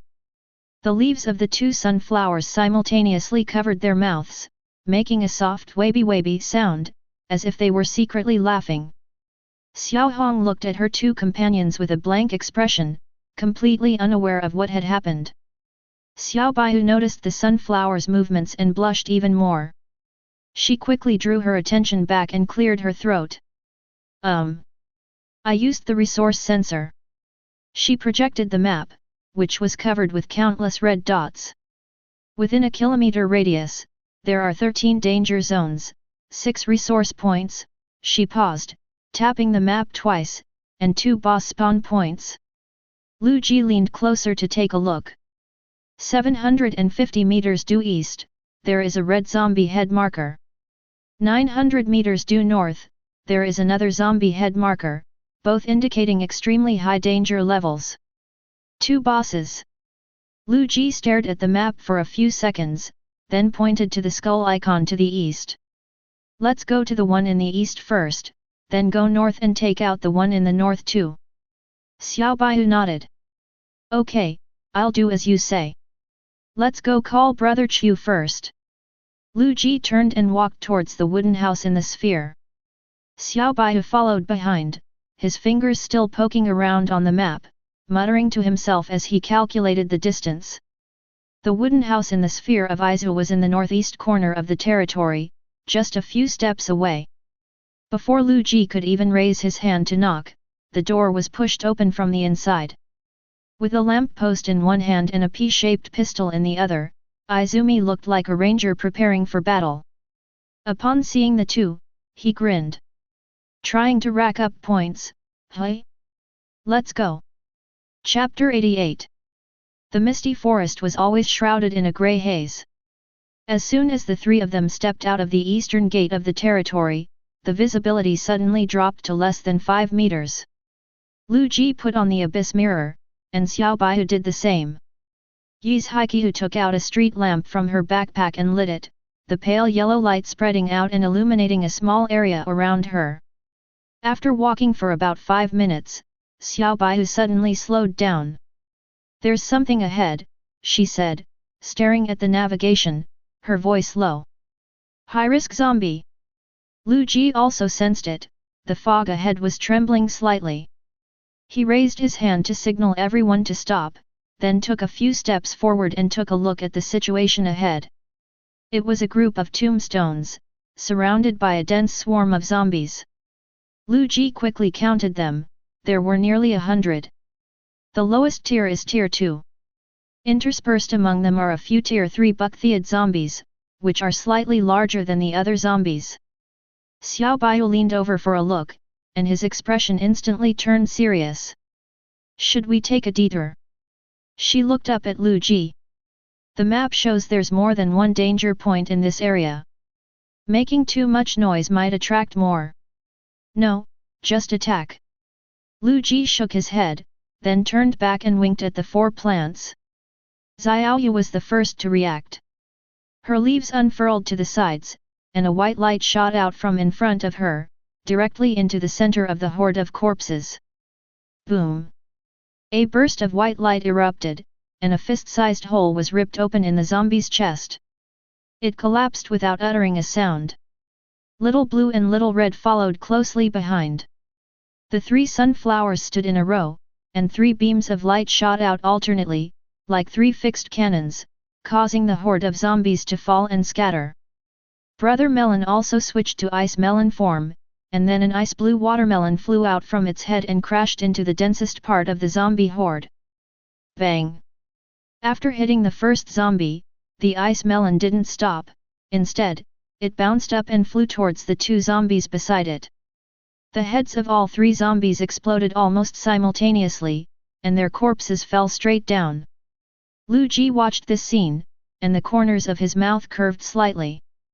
Then he raised his hand. Golden light gathered in his palm, like a compressed sun. Then the ball of light suddenly exploded. It scattered into countless tiny beams of light, precisely hitting each zombie he had locked onto. He didn't even need to aim deliberately. After reaching the 5th rank, his senses were much sharper than before, and the aura of those zombies was as clear to him as a torch in the dark. Golden, white, red, and blue beams of light intertwined in the air, with the ice melon bouncing between them, forming a dense network of fire. With each beam, a zombie fell. The 2nd-tier zombies didn't even have time to react before they were riddled with holes. Yi's Haiqiu walked up behind Liu Ji, mouth agape, eyes wide. He held his pistol, aimed for a long time, and finally found a buckthead zombie that had been smashed by an ice melon and was left with only a sliver of health, and fired a finishing shot. Looking at her own battle record, and then at Liu Ji and the plants still bombarding her from the front, Yi's Haiqiu silently put her gun away. Xiao Baiyu's expression was remarkably similar to Yi's Haiqiu's. She had already raised her submachine gun, but as she looked at the death zone where beams of light intertwined, she slowly lowered the muzzle. "Am I?" she whispered, a little redundant. Liu Ji didn't hear him. He was busy firing beams of light, 1 golden, 1 white, 1 red, 1 blue, changing them in various ways, like he was playing a target practice game. Nearly 100 zombies were wiped out in less than a minute, from the moment Liu Ji raised his hand to the moment they were all gone. Corpses lay scattered haphazardly on the open ground ahead, some still smoking, others covered in frost. The next second, the corpses began to dissipate one by one, revealing countless tiny white and blue trophy balls beneath, like candy scattered on the ground. Liu Ji lowered his hand and glanced back at the 2 stunned people behind him. "What's wrong?" Inoki opened her mouth, then closed it again. "I think," he said, "I should stay and guard the territory." Xiao Baiyu nodded vigorously beside him. Liu Ji smiled, then looked down at his right palm. That volley of shots he'd just fired, at least dozens of beams of light dazzled the sunlight like flowing water, but the effect was undeniable. As he advanced to Tier 5, the power of Holy Light Judgment also increased significantly. The damage corresponding to consuming 1 sun point has soared to over 300, basically 1 shot is enough to kill a Tier 2 zombie, and 3 or 4 shots are enough to kill a Tier 3 zombie. However, the sunlight was indeed intense. Liu Ji glanced at the remaining sunlight on the panel. It had cost almost 200 in just 1 minute. "Never mind, I don't need it anyway." "Don't just stand there," Liu Jikao beckoned to the 2 men, "pick up your things." Liu Ji crouched down, casually picked up a small ball, and it shattered in his palm. 55 silver coins, 2 points. The 3 of them worked quickly, and in less than 2 minutes, the spoils scattered all over the ground were cleaned up. Liu Ji stood up and glanced in the due east direction. "Let's go," he said, straight to the boss. This time, Liu Ji walked even faster, with the 3 sunflowers and melon brother following at the very back, their steps as neat as a small army. Xiao Baiyu and Yi's Haiqiu walked on either side of Liu Ji, their expressions much more relaxed than when they set off, but that relaxation carried a hint of something complicated that was hard to describe. Following Xiao Baiyu's navigation, the 3 of them walked through the fog for about 5 more minutes. Liu Ji seemed to sense something, and began to slow his pace, raising his hand to signal to the others. "It's just ahead," he said in a low voice. After walking a few more steps, the fog began to thin out. Ahead lay a vast, barren expanse of land, but with exceptionally high visibility. In the very center of this expanse stood a colossal creature. It was over 3 meters tall, sporting an afro, and wearing a bright red suit that shone like a flame. It wore sunglasses, and its mouth was wide open, revealing 2 rows of stark white teeth. Liu Ji's mind raced. Dancing Zombie King, Tier 2, HP, 50,000/50,000. Note, the King of Dancing Zombies, its dance moves can summon backup dancers. Don't ask why it wears sunglasses, it thinks it looks cool. Just then, Liu Ji heard a snap of his fingers, followed by a rustling sound from the ground. In less than 2 or 3 seconds, nearly 100 dancing zombies sprang up from the ground within a radius of dozens of meters around the Dancing King Zombie. Each one was as tall as the Dancing King Zombie, with slicked back hair. They stood there, all turning in unison towards Liu Ji, then took steps, walking over step by step. Dancing Zombies. HP, 1000/1000. Description: the dance troupe of the Dancing Zombie. They have no emotions, no souls, they only know how to dance and block bullets. Liu Ji's heart skipped a beat. They'd been discovered already. 1,000 HP isn't much. But with nearly 100 of them, plus the Dancing King Zombie with 50,000 HP, surging forward together, the sight was still a bit frightening. "Attack!" Liu Ji shouted. Thick golden beams shot out one after another from Liu Ji's hand, each capable of piercing through several dancing zombies. However, each shot consumed too much sunlight, noticeably lengthening the interval between attacks. Xiao Baiyu reacted quickly. She picked up her P-shaped submachine gun, pulled the trigger, and bullets rained down like a storm. At the same time, the cattail grass behind her shot up high, its tail tip gleaming, and spikes shot out one after another.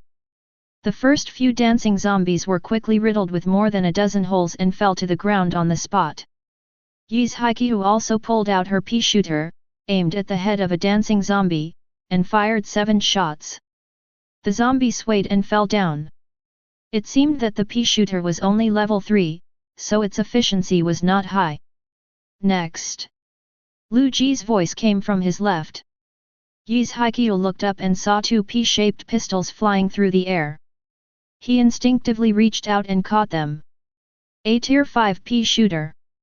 Yi's Haiqiu paused for a moment, then glanced at Liu Ji. At this moment, Liu Ji had already turned his head back to continue outputting his attacks, showing no intention of explaining further. Without another word, Yi's Haiqiu raised both hands and fired simultaneously. Dash! Bullets poured out from both sides simultaneously, each bullet far more powerful than his Tier 3 pistol. Even so, the firepower was still insufficient.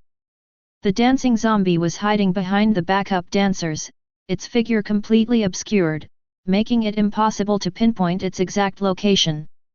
What's even more troublesome is that it seems to have just summoned 2 new batches of backup dancers. You take one down and another batch comes. The first backup dancer zombie has already staggered and approached within 10 meters. While activating the Holy Light Judgment, Liu Ji pondered a countermeasure. He glanced at the melon vendor beside him, and a thought suddenly flashed through his mind. Accelerate. Yesterday, he used Lao Dao's ability to speed things up for Xiao Yu and the others, and they fainted within 10 minutes. But what if the effect could be minimized? Liu Ji extended his right hand, aiming it at Brother Gua. Soon he felt the flowing power within him, time flowing like a stream in his palm. Activate! Brother Gua paused for a moment. Then, it began to swing. From root to tip, the vine swung in a circle, leaving trails of icy blue after images in the air. Clusters of icy melons flew out, like machine gun fire. It was too fast. Liu Ji could only see countless ice melons forming a line in the air, stretching from where Melon Brother was all the way into the horde of zombies. After hitting a zombie, the ice melons bounced off and exploded. In the blink of an eye, Brother Melon unleashed at least 100 ice melons upon the zombie horde. Hundreds of dancing zombies fell one by one, like wheat stalks cut by a scythe. The melon didn't stop, the vines kept spinning, its target shifting from the backup dancer zombies to the king dancer zombie behind them. Ice melons rained down on the king dancer zombie like a machine gun, blasting it backward and causing its health bar to drop visibly. In the blink of an eye, the zombie king's 50,000 HP bar was completely depleted. Its massive body swayed twice in place, like a tower about to collapse. The afro wig slipped off its head, rolled twice on the ground, and then he collapsed to the ground with a thud. The ground shook, raising a cloud of dust. The melon finally stopped growing, its vines drooped to the ground, and the whole plant looked exhausted. Upon seeing this, Liu Ji quickly withdrew his hand from the melon-wielding brother, and the power that accelerated time was also abruptly severed by him. His body swayed slightly, and his vision went black for a moment, but this time he didn't faint. He just felt a little dizzy, like when you suddenly stand up after squatting for a long time, and he quickly recovered. Thankfully, it only lasted a few seconds, so the energy expenditure wasn't as severe as yesterday. He took a deep breath to calm himself, then looked up at the battlefield. The open space was deathly silent, the blue mist from the shattered ice melon still lingered in the air, refusing to dissipate. Chapter 89. Liu Ji walked to the purple loot dropped by the dancing king zombie, bent down and picked it up. The familiar touch made him pause for a moment. Dragon Bone Ring, Epic, points x 500. Another Dragon Bone Ring. He stared at the silver-grey ring in his palm, which was exactly the same as the one he was wearing.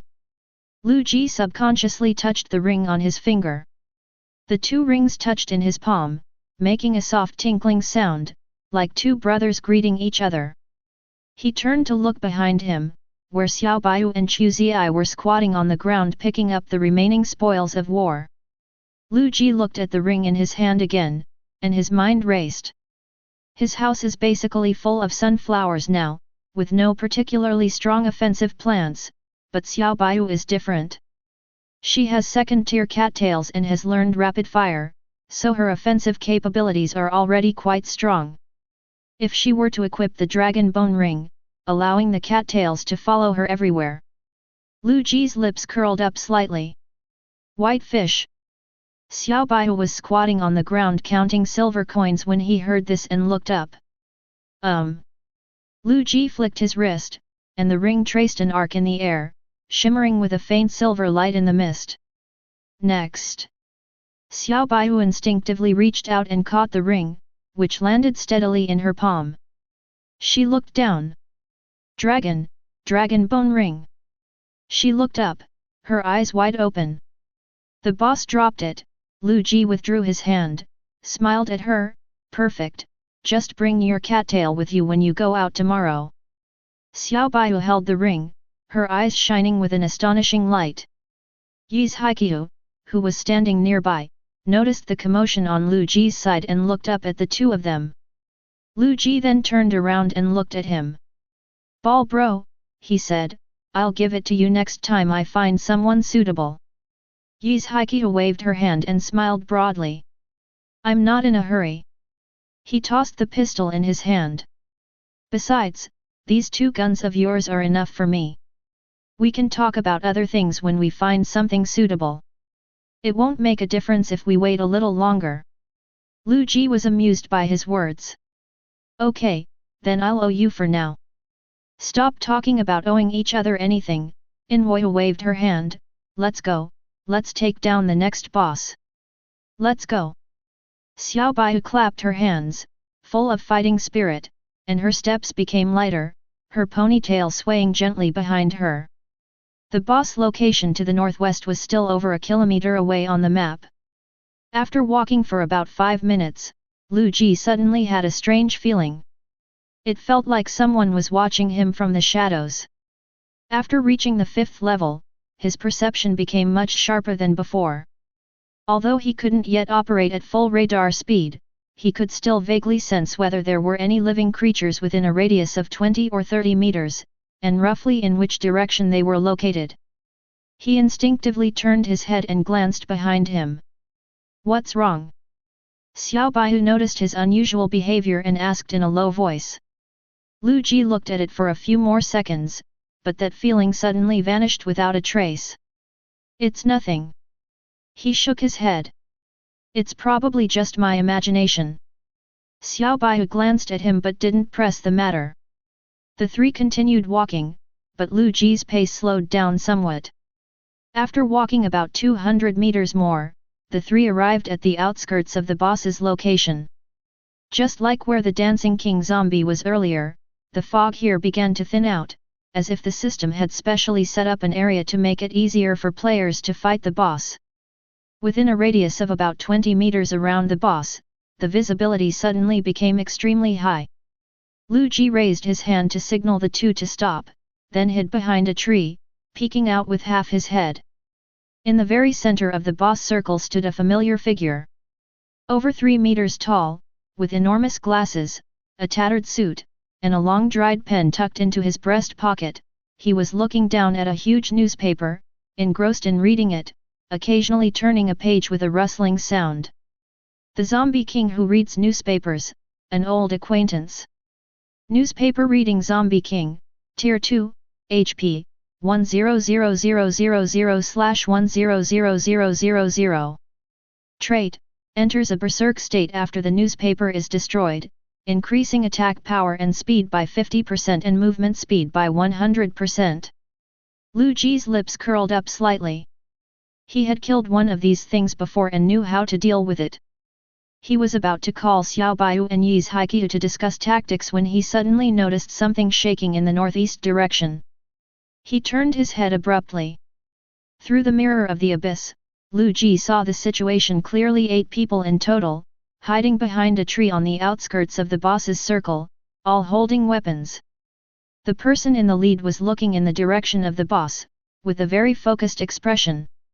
As the man turned to look at his companion, he seemed to sense something, tilting his head slightly and looking in Liu Ji's direction. Less than 20 meters apart, separated by a thin mist, their eyes met briefly in mid-air. Then that person turned around and said something to the person behind him, and started to walk around the trees outside the boss circle, walking alone towards Liu Ji. His pace was neither too fast nor too slow, his back ramrod straight, his posture suggested he was there to negotiate. Liu Ji didn't move, he just stood by the tree, watching the person approach step by step. He quickly recognized the person as a woman, tall and slender, wearing a cotton robe and a small pumpkin pendant around her neck, which glowed with a faint orange light in the mist. The woman drew closer, and her features became clearer: an oval face, fair skin, bright but small eyes, and a straight nose. Individually, her features weren't striking, but together they were pleasing to the eye. Unfortunately, her expression was too cold, the corners of her mouth were downturned, and she exuded an aura that kept strangers at bay. She stopped 3 steps away from Liu Ji, her gaze lingering on his face for a moment before sweeping over Xiao Baihu and Yi's Haiqiu behind him, and finally returning to Liu Ji's face. "Greetings, everyone." Her voice was as cold as her demeanor. "My name is Ning Tang. You've probably heard of me. Would you be so kind as to let us have this boss?" Liu Ji looked at her cold face and was speechless. "Ning Tang? Who's that? Never heard of her. And what's wrong with this guy?" He immediately asked me to let him take over the boss. Just as Liu Ji was about to speak, Xiao Bai behind him spoke first. Liu Ji, she leaned closer and lowered her voice, this person seems to be from Li Jun's mutual aid group. I've seen her in the chat channel. Liu Ji raised an eyebrow. Li Jun from the mutual aid society? But why does this guy talk like he's collecting a debt? He glanced at Ning Tang's cold face, then at the 7 or 8 companions in the distance carrying weapons, and understood the situation. Hello, he nodded, his tone flat, I'm Liu Ji, but the boss can't let me. Ning Tang looked somewhat surprised. Her eyebrows rose slightly, the hard lines at the corners of her mouth softened a little, and her eyes widened. Then she raised her chin and looked at Liu Ji, seemingly using her appraisal on him. About 2 seconds later, Ning Tang's expression changed, and the corners of her mouth even curled up slightly. Although it wasn't exactly a beaming smile, it was a stark contrast to her previous I'm the Queen expression, she was practically a different person. So it's Boss Liu Ji. The voice was the same, but the tone was much softer than before. My apologies, my apologies. Looking at that face that instantly thawed, Liu Ji almost laughed. This person's expression changes faster than flipping through a book? Ning Tang took half a step forward, her posture much more relaxed than before. This newspaper reading zombie king goes berserk, and it's quite troublesome. There are 8 of us here, and we have experience fighting bosses. How about we team up and split the loot? She paused, her bright eyes looking at Liu Ji. Boss Liu Ji, what do you think? Her tone was sincere, and her expression was serious, but Liu Ji noticed the people behind her who had already circled around from behind the tree while she was speaking. Liu Ji withdrew his gaze and looked at Ning Tang's smiling face. I won't trouble your people, he said. Ning Tang's smile froze for a moment. Liu Ji didn't give her a chance to speak again. He turned his head and looked behind him. Xiaoyu. Xiaoyu's flower plate suddenly lifted up. Wait a minute. The 3 sunflowers moved simultaneously. Xiaoyu walked briskly to Ning Tang's left, Xiaolan to her right, and Xiaohong behind her. The 3 sunflowers formed a triangle around her, and then all 3 flower heads turned towards her, their 6 black dots staring unblinkingly, like 3 guards watching over a prisoner. Ning Tang's expression finally cracked. Her lips twitched, her smile faltered, and a strange, unreadable expression flashed in her bright eyes, perhaps surprise, perhaps anger. Boss Liu Ji, what do you mean by this? Her voice turned cold again. Chapter 90. Liu Ji did not answer. He turned around and walked towards the center of the boss circle. Brother Melon followed at his feet, hopping along, its icy blue rind gleaming coldly in the mist. The newspaper reading zombie king seemed to sense something. It paused in its flipping through the newspaper, and slowly turned its enormous head, looking through its thick glasses, which were as thick as the bottom of a beer bottle, at the tiny human walking towards it. Liu Ji stopped 10 meters away from it and raised his right hand. Sunlight gathered in his palm, the golden light growing brighter and more dazzling, like a compressed sun. He could feel that power leaping and roaring in his palm. Then he let go. A massive golden beam of light burst forth from his palm, as thick as the trunk of a centuries-old tree. As the beam passed through the air, it tore a hole in the mist, revealing the grey sky behind it. The newspaper reading zombie king reacted. It suddenly raised the newspaper in its hand, trying to block the attack. But it underestimated the beam of light. The newspaper shattered into countless pieces before the beam of light, scattering in the air like autumn leaves. Then the beam of light pierced through the chest of the newspaper reading zombie king. A hole the size of a bowl appeared on its chest. It looked down at its chest, and on its grayish-green face, the expression changed from confusion to bewilderment, and then the zombie king's corpse lay stiffly on the ground, and was gradually scattered by the wind. The whole process took less than 3 seconds, leaving only a golden trophy orb on the ground. Liu Ji bent down to pick up the spoils, stuffed them into his backpack without even looking at them, and then turned around and walked back towards Xiao Baiyu and Yi's Haiqiu. Ning Tang remained standing in the same spot, but her expression had changed to one of undisguised shock. Her mouth was slightly open though she closed it quickly, but in that instant, Liu Ji clearly saw her lower lip tremble slightly. Her eyes were even wider than when she had been examining him, her pupils slightly contracting, her gaze shifting back and forth between him and the spot where the newspaper-reading zombie king had disappeared, like an overloaded processor. She took a deep breath, composed herself, and was about to reorganize her thoughts when her companions arrived.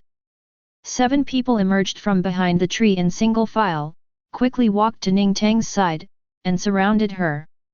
There were men and women, and they all looked quite young. The leader was a young man with a buzz cut, holding a P-shaped submachine gun, the muzzle intentionally or unintentionally pointing in Liu Ji's direction. He stood next to Ning Tang, his gaze sweeping over Liu Ji, then he lowered his voice and said something to Ning Tang. The sound wasn't loud, but Liu Ji's hearing had improved considerably after reaching level 5, so he heard it clearly. "Sister-in-law, who is this person?" Ning Tang did not answer. Her gaze was still on Liu Ji, and her expression had mostly recovered from the shock, but a trace of complex emotion lingered in her eyes. The crew-cut young man saw that Ning Tang didn't speak, then turned to look at his companions around him, as if confirming their numerical advantage. His gaze lingered for a second on the 3 sunflowers nearby. He probably thought the plants posed no threat, then looked at Liu Ji again, a slight smile playing on his lips. That way of tilting, translated, roughly means, "You 3 dare to challenge us." Izumi's reaction was the fastest. He stepped out from behind Liu Ji, his hands already drawn from his waist, holding the 2 tier 4 pistols level and pointing them steadily at the group of people. Seeing Inwoyu's actions, the group of people also raised their weapons. 3 pistols, 2 submachine guns, and a short cane of unknown purpose. 7 people, armed with weapons, all pointed at Liu Ji and his 2 companions. Liu Ji looked at the gun barrels pointed at him, then at Ning Tang who was surrounded, and spoke. His tone wasn't harsh, but every word carried an unsettling sarcasm. "Are they preparing to steal the spoils?" A hint of embarrassment crossed Ning Tang's face. She turned to look at the crew-cut young man, then took a deep breath, raised her hand, and waved to the group behind her. "Put the gun away." Her voice wasn't loud, but her tone was firm, carrying an undeniable air of authority. Several men hesitated for a moment, their gun barrels drooping slightly, but not completely lowered. The crew-cut young man remained motionless, his pistol still steadily pointed in Liu Ji's direction. "Sister-in-law," he spoke, his voice soft but with a hint of defiance, "what are you afraid of? There are 8 of us, and they only have 3. He paused, his gaze sweeping over Liu Ji. His skill just now must have come at a high price, he definitely can't use it a second time. And you just saw it too, the golden loot dropped by the boss is on him right now. Ning Tang didn't speak. She just stared at the crew-cut young man, her eyes looking at him like he was a fool. That gaze was calm, devoid of anger or helplessness, it was simply a heartfelt "How could you be so stupid, look." Liu Ji glanced at the man who was pointing a gun at him. Then, through the gaps in the crowd, my gaze fell upon a figure standing at the very back. It's Xiao Hong. Xiao Hong also noticed Liu Ji's gaze, then turned to look at Xiao Lan and Xiao Yu, seemingly trying to send a signal. Seeing this, Liu Ji withdrew his gaze and walked towards Xiao Baiyu on his own. He walked slowly and casually, even putting his hands behind his back, like a retired old man taking a walk in the park. "Ah!" He took 3 steps, and then a scream rang out behind him. It was the voice of that young man with the crew cut. Liu Ji didn't turn around, but his senses clearly captured the scene behind him. A beam of red light shot from the side, fast and accurate, striking the crew-cut young man squarely in the back. The beam hit just below his shoulder blade, not penetrating him, but exploding into a cloud of blood mist. His coat was ripped open with a hole the size of a bowl, the flesh inside was unrecognizable, and blood was dripping down the hem, making a soft pattering sound on the ground. Chapter 91. The man's gun slipped from his hand, bounced twice on the ground, and made a series of dull thuds. His knees buckled, and he fell forward, landing face down on the ground with a muffled thud. Then it's Xiao Yu. A beam of white light shot out from Ning Tang's left, striking a fat man standing next to the crew-cut young man. The light hit the inside of his thigh. The fat man yelled ouch, and then lost his balance, falling to the ground with a thud. Almost simultaneously, a beam of blue light shot out from the right, striking the forearm of a woman holding a pea shooter, piercing through and creating a hole the size of a thumb. Her fingers froze, the pea shooter slipped from her hand and fell to the ground, her mouth opened, and she let out a scream. Then Little Red fired another shot. The red beam shot out again from the side and rear. 4 beams of light hit 4 people. The entire process took less than 2.5 seconds. 2 seconds ago, 7 men were holding weapons, their eyes sharp, their aura menacing.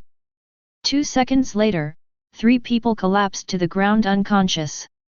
1 person clutched their forearm and squatted on the ground, unable to stand. The remaining 3, except for Ning Tang, stood still, their legs spinning. A burnt smell filled the air, mixed with a faint stench of blood. The heads of the 3 sunflowers turned slightly, and 6 black dot eyes swept across the faces of the 3 people still standing. Xiao Baiyu looked at the crew-cut young man lying on the ground, then at the 3 sunflowers that had already formed a circle around him. Her mouth opened slightly, and her fists clenched unconsciously, but what she was thinking was, so Xiao Yu and the others are really good at fighting? The few people still standing were completely dumbfounded. The man holding the submachine gun froze, too afraid to move. The young man next to him, wearing glasses and looking like a college student, dropped his submachine gun with a clatter, not even realizing what had happened. The woman in the grey hoodie at the back had trembling lips, her hands raised in front of her chest, fingers spread, desperately trying to indicate she was unarmed. Although she still had a pea pistol tucked in the holster at her waist. Only then did Liu Ji walk up to Xiao Baiyu's side. He turned around to face the group of people, his gaze sweeping over each of their faces. His gaze wasn't fierce, or even stern, but those who met his gaze involuntarily took a half step back, not because their legs were trembling, but out of instinct. A rabbit would do the same when targeted by an eagle. Ning Tang stood still because Xiao Yu was standing 2 steps to her left, the flower pot slightly tilted, directly facing her face. She had just witnessed the white light emanating from this flower pot, so her back remained tense, and she stood very straight. At this moment, Liu Ji spoke. His voice wasn't loud, but each word was enunciated clearly, carrying a casual sarcasm. 8 people against 3? I thought you guys were really good fighters, but this is all. His gaze fell on the crew-cut young man, and a slight smile played on his lips. Then he walked over, squatted down in front of the guy, and patted his face not too hard, not too soft, like slapping a watermelon, making a loud slapping sound. Hey, stop playing dead. Weren't you being pretty tough just now? You even pointed the gun at me, why didn't you shoot? The crew-cut young man lay on the ground, his shoulders twitching, not daring to raise his head.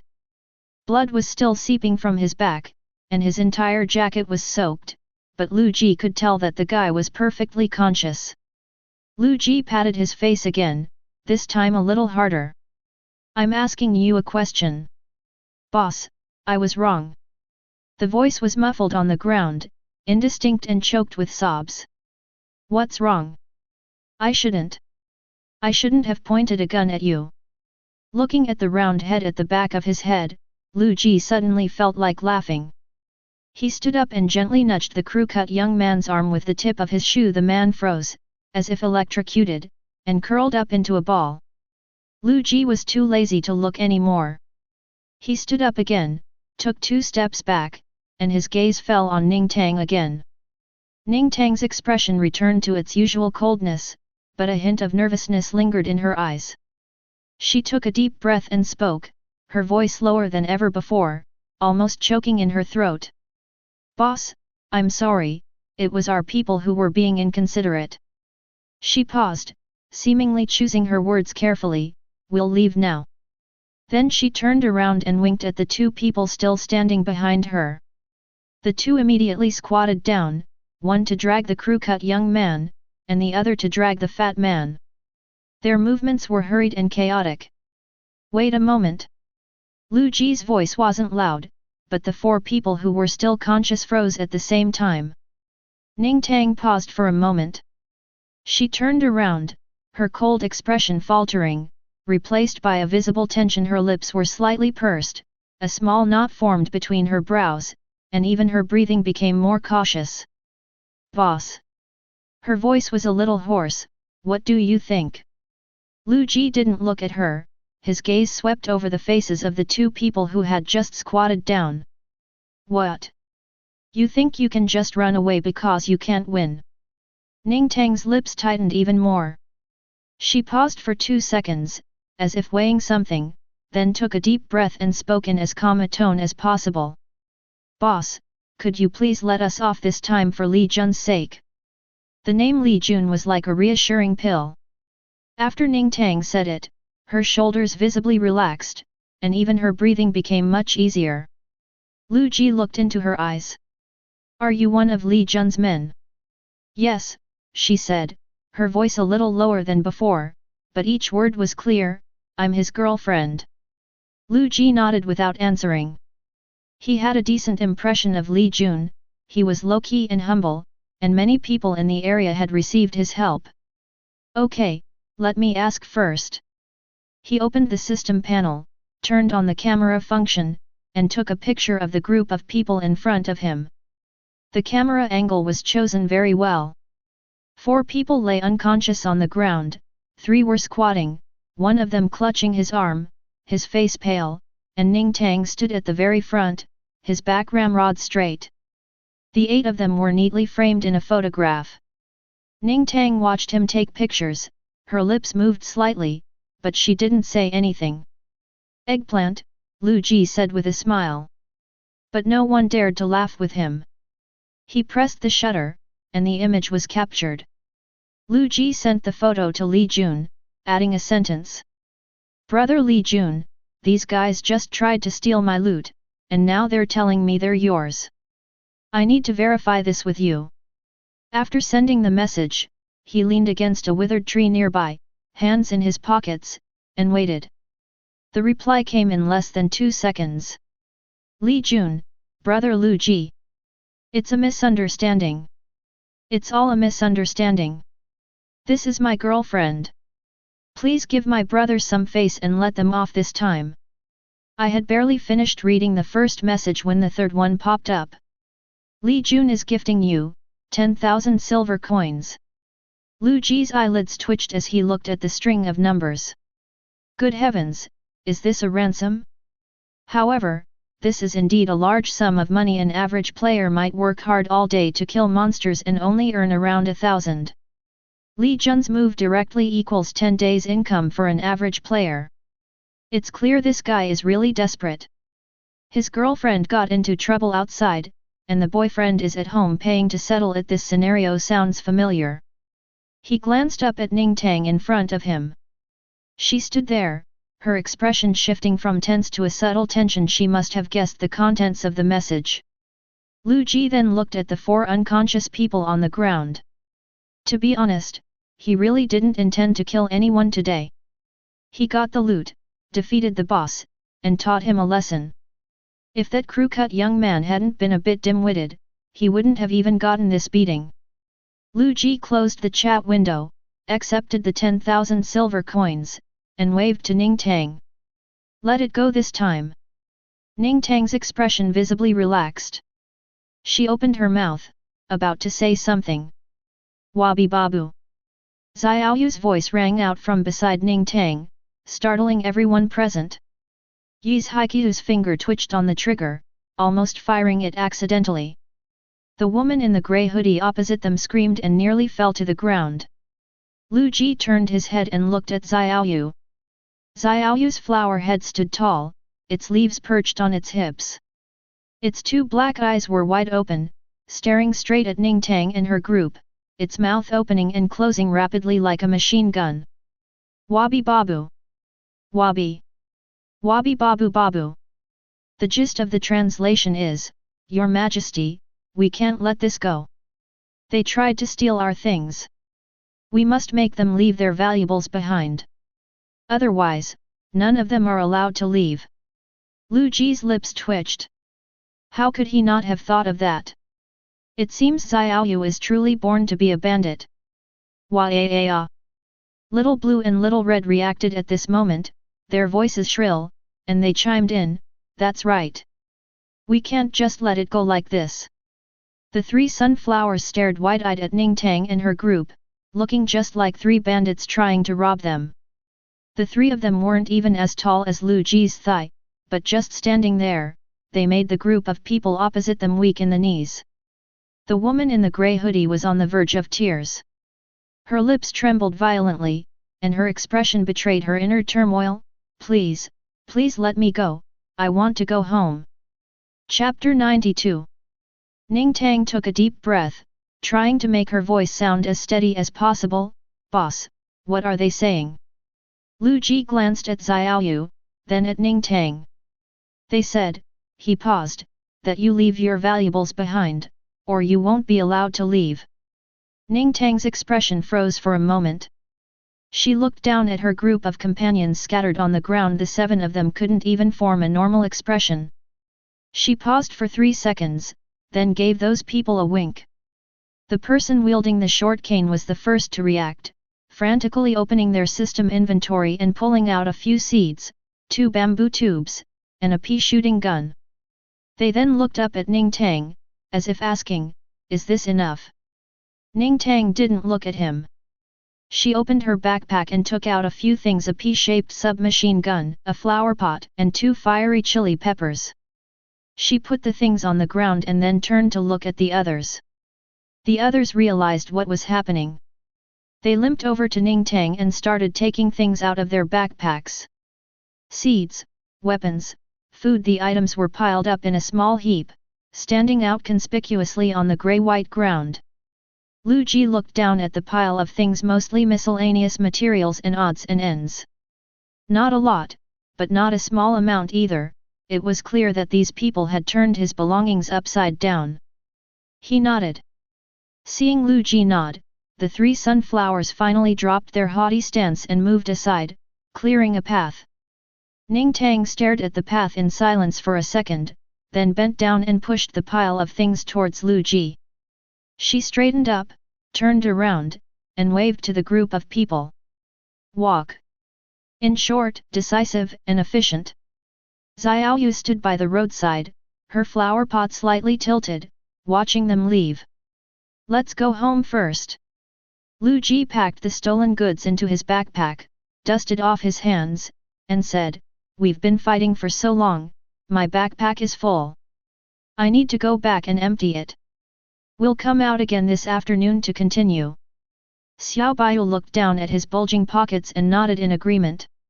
Indeed, I collected so many kinds of seeds from fighting the zombie dancers, my pockets are overflowing. Inwoyuki agreed, okay, let's go back and upgrade our equipment. The 3 of them turned around and headed back the way they came. The mist swirled around the 3 of them. Liu Ji, wearing the mirror of the abyss, walked ahead, his pace much faster than when he came. He had already traversed the route once and knew exactly where he was going. After walking for about 3 minutes, Liu Ji suddenly slowed down. That feeling of being watched is back. It's like a needle pricking you from some direction, making you feel uncomfortable all over. This time, the feeling hadn't disappeared. He stopped, frowned, and carefully sensed the direction from which the gaze was coming from. It seems to be underground? Liu Ji looked down at the ground around him. The grayish-brown soil was covered with a few thin layers of decaying leaves, looking no different from other places in the Misty Forest. But the feeling did come up from below, like something buried in the soil, staring at him with open eyes. What's wrong? Xiao Baihu noticed him stop, and stopped as well, peeking her head out from behind his shoulder. Is someone else here? Not human. Liu Ji squatted down, placed his palm on the ground, closed his eyes, and sensed the area. Underground. Yi's Haiqiu also leaned closer, her brow furrowed. Underground? Minor zombies. He stood up, took a dozen steps to the left, then stopped and stomped his foot on the ground. Right here. Xiao Baiyu and Yi's Haiqiu followed, looking at the patch of ground Liu Ji had stepped on, then at him, their faces asking, "Are you sure?" Liu Ji ignored them, took 2 steps back, and waved behind him. Xiaoyu. Xiaoyu suddenly lifted her flower pot, her short legs pattering as she ran to his side, looking up at him with her 6 bright black eyes. Wait, Your Majesty? What are your orders? Liu Ji pointed to the patch of ground in front of him. Blow this up. Xiaoyu followed his finger and saw the flower head tilt slightly, as if it were aiming. Then its leaves spread out to the sides, and a white light shone from between the petals, landing on the ground. Boom! Dirt flew everywhere, decaying leaves scattered, and a crater half a meter deep was blasted into the ground. The next second, 2 beams of light, one red and one blue, shot out, widening the crater to a deeper level. As the smoke cleared, Liu Ji approached the edge of the pit and looked down. There were a few leaves at the bottom of the pit, but they weren't the decaying leaves found on the ground. Instead, they were a very soft, vibrant green leaf, shaped like a small, open umbrella, with clearly visible veins. In this grey, lifeless, misty forest, this leaf is unbelievably green, like an emerald left behind in the ruins. Liu Ji squatted down, a thought forming in his mind. Tier 5 Leaf Protective Umbrella, Rare. Chapter 93. Tier 5 Leaf Protective Umbrella, Rare. Type: Defensive Plant. Effect: shields surrounding plants from projectile attacks while simultaneously concealing its presence. Tier 5? Rare? And still buried underground? There seems to be something else down there. Liu Ji stood up, took 2 steps back, and gestured to Xiaoyu to continue, detonated again. Xiaoyu nodded, and the flower pot was aligned with the hole again. Xiaobai and Xiaolan also came over, and the 3 sunflowers lined up in a row, their petals simultaneously lighting up. Wabi Babu! It's one of our own, stop fighting! A voice came from the bottom of the pit, sharp and thin, like a mouse whose tail had been stepped on. Liu Ji suddenly raised his hand, and the beams of light from the 3 sunflowers were forced to the tips of the petals, almost causing them to go off. The 3 men looked at each other, then simultaneously turned their gaze to the half-meter deep pit. Hey? Someone's there! Liu Ji crouched down, peering into the pit. Who's talking? There was silence at the edge of the pit for about 2 seconds. Then the emerald green leaf suddenly arched upwards, and the entire leafy umbrella burst out of the soil, kicking up a cloud of dirt and pebbles, splashing Liu Ji's trouser leg. Tui, tui, tui, it muttered, shaking the dirt off its leaves. You lot! 2 more blasts and I'm done for. Liu Ji looked down at his recently changed linen trousers, which now had more than a dozen mud spots. He took a deep breath and decided to ignore the plant for now. Leafy umbrella jumped onto the edge of the pit, shook off the dirt, and then moved 2 steps to the side. A circular opening was revealed in the pit, its edges lined with neat, ancient-looking blue bricks. Liu Ji leaned closer to take a look and saw that there was a well at the bottom of the cave, emitting a faint blue light. How come you live in a well? Liu Ji looked up at the leafy umbrella-like plant with its hands on its hips. Living in a well? The leaves of the leaf-protecting umbrella stood up, its voice rising an octave. Which eye of yours saw me living in a well? This is our Sky City's teleportation device. Don't you understand what a teleportation device is? It paused, then pointed downwards with its leaf, its tone clearly showing disdain. Country bumpkin. Liu Ji's lips twitched. He had been called a country bumpkin by a plant. Xiao Baihu covered her mouth, her shoulders shaking as she struggled to hold back her laughter. Yi's Haiqiu didn't laugh, but as he watched Liu Ji's expression, the corners of his mouth curved upwards. Castle in the sky. Liu Ji decided to ignore the country bumpkin. Why is castle in the sky underground? Leaf umbrella sighed, looking like a teacher lecturing a clueless student. I told you, this is a teleportation device. It's the thing that whooshes you from one place to another. You don't even know that. It shook its head, its leaves drooping, looking utterly heartbroken. Liu Ji nodded, then shook his head. Then why did you teleport here from Sky City? The leaves of the leaf umbrella stiffened for a moment. It was silent for a few seconds, then its voice lowered. I've come to find reinforcements. Reinforcements? Liu Ji frowned. Zombies are about to invade our home. Leaf umbrella's voice was muffled, unlike its previous shrill tone.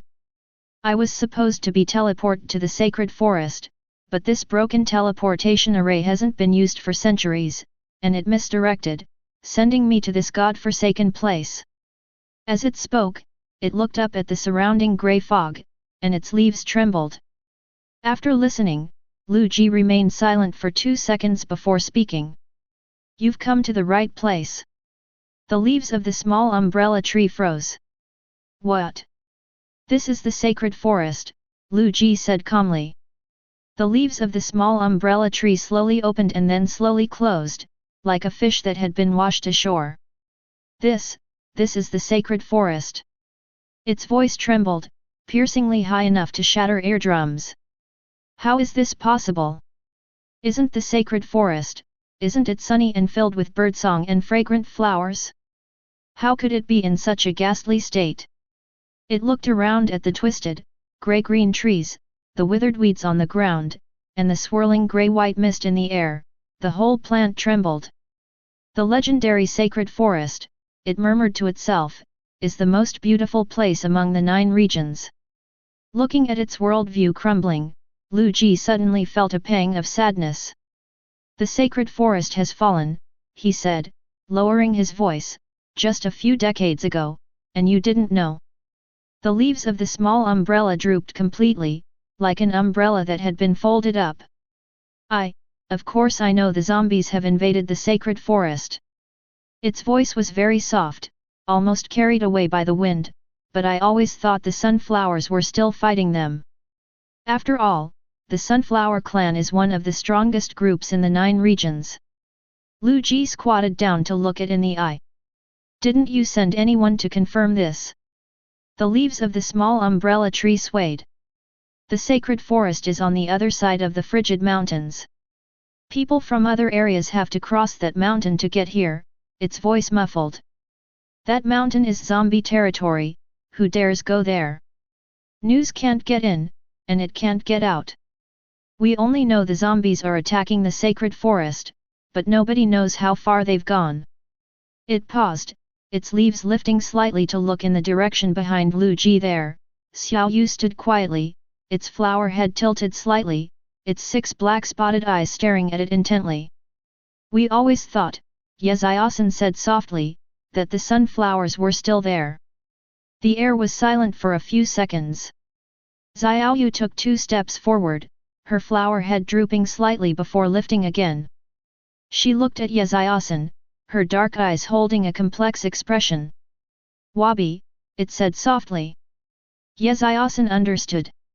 Its leaves suddenly unfurled, and the whole plant leaned forward, as if it were about to pounce. Wait, Weibababu. You're from the Sunflower Clan. It approached Xiaoyu, its leaves reaching out to gently touch her petals, as lightly as if caressing a fragile piece of porcelain. And his aptitude is top-notch. It murmured to itself, its leaves trembling slightly, I knew this kid was lying to me. Xiaoyu didn't speak. She just stood there quietly, her flower head slightly tilted back, letting the leaves of the small umbrella-shaped leaf gently touch her petals. Yeziasan remained silent for a long time.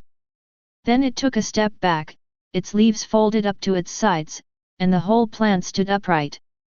Its voice suddenly became very formal, like an envoy reading a letter of state. Wabi Babu. Could you please take me to see your queen? Chapter 94. Xiaoyu took a step forward, and Yizi pointed at Liu Ji. The tip of the leaf was still covered with mud that had splashed from when the crater was blown up, but it did not diminish its imposing presence at all.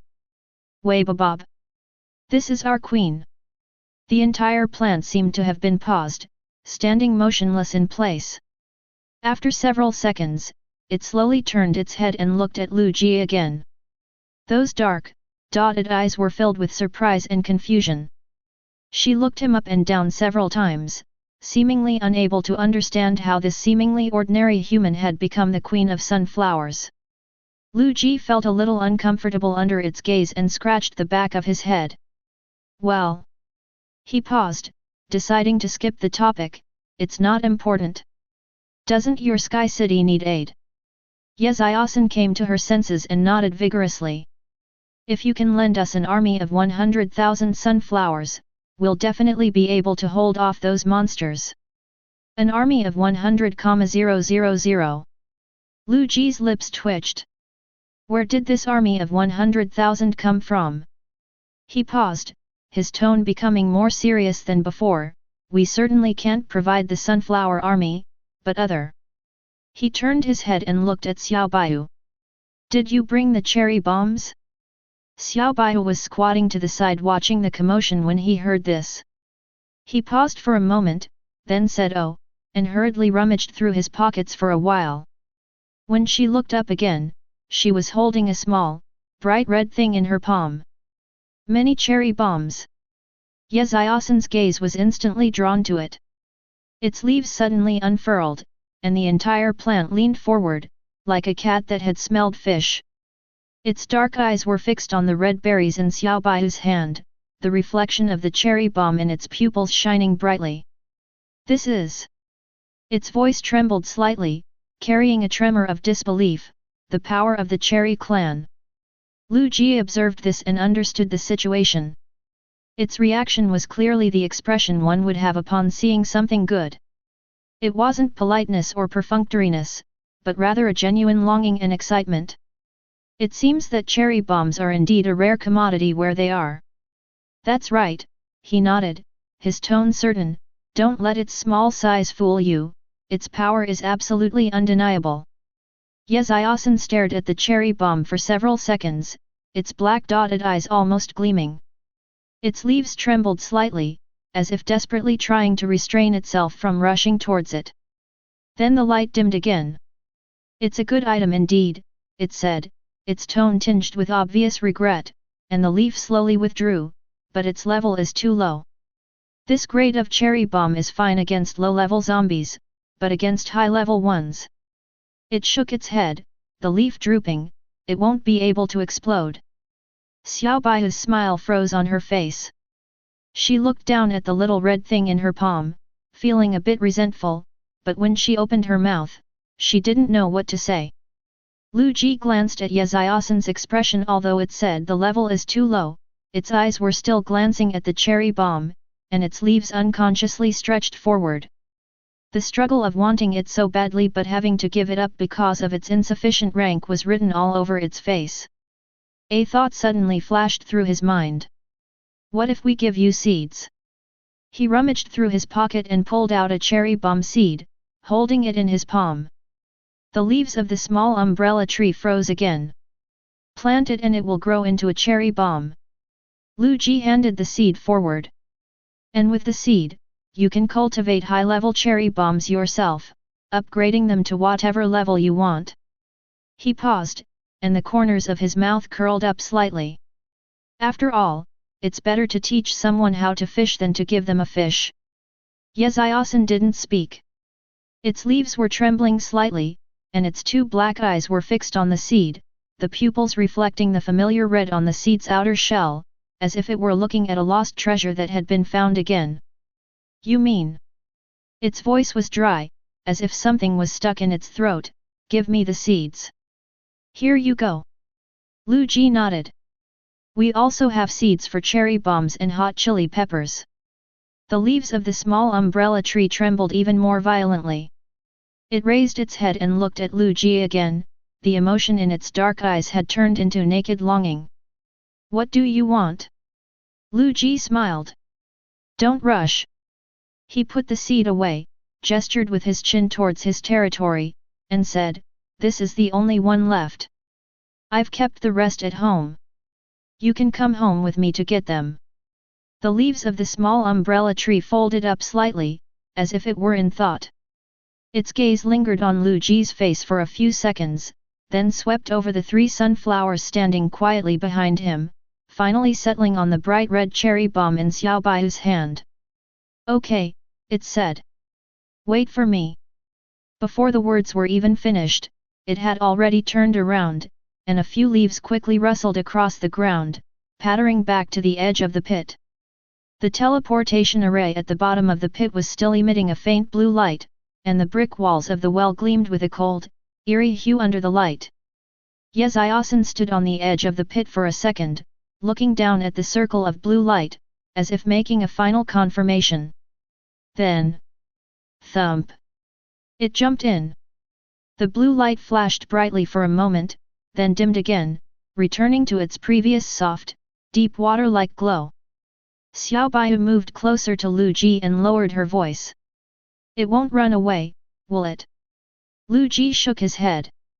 It originally came to find reinforcements, it shouldn't run away. As soon as he finished speaking, the blue light at the bottom of the pit lit up again. This time it was much more intense than before. Blue light overflowed from the wellhead, tinging the surrounding mist with a cold hue, as if someone had lit a blue lamp at the bottom of the well. Then 3 leaf-shaped umbrellas jumped out of the well and stood side by side on the edge of the pit, leaf to leaf, like 3 primary school students huddled together waiting for the bus. The one in the lead is leaf umbrella. The 2 plants behind it are shorter than it, with leaves that have a hint of yellow at the edges and stems that are thinner. They look like younger siblings who have never traveled far from home. You too, Yeziasan turned her head, her voice much sterner than when she spoke to Liu Ji, carrying an unquestionable parental tone, guard this place for me. I'm going with them for a bit, I'll be right back. The 2 small-leaved umbrella plants nodded simultaneously, their leaves pattering loudly, their movements so synchronized as if they had rehearsed.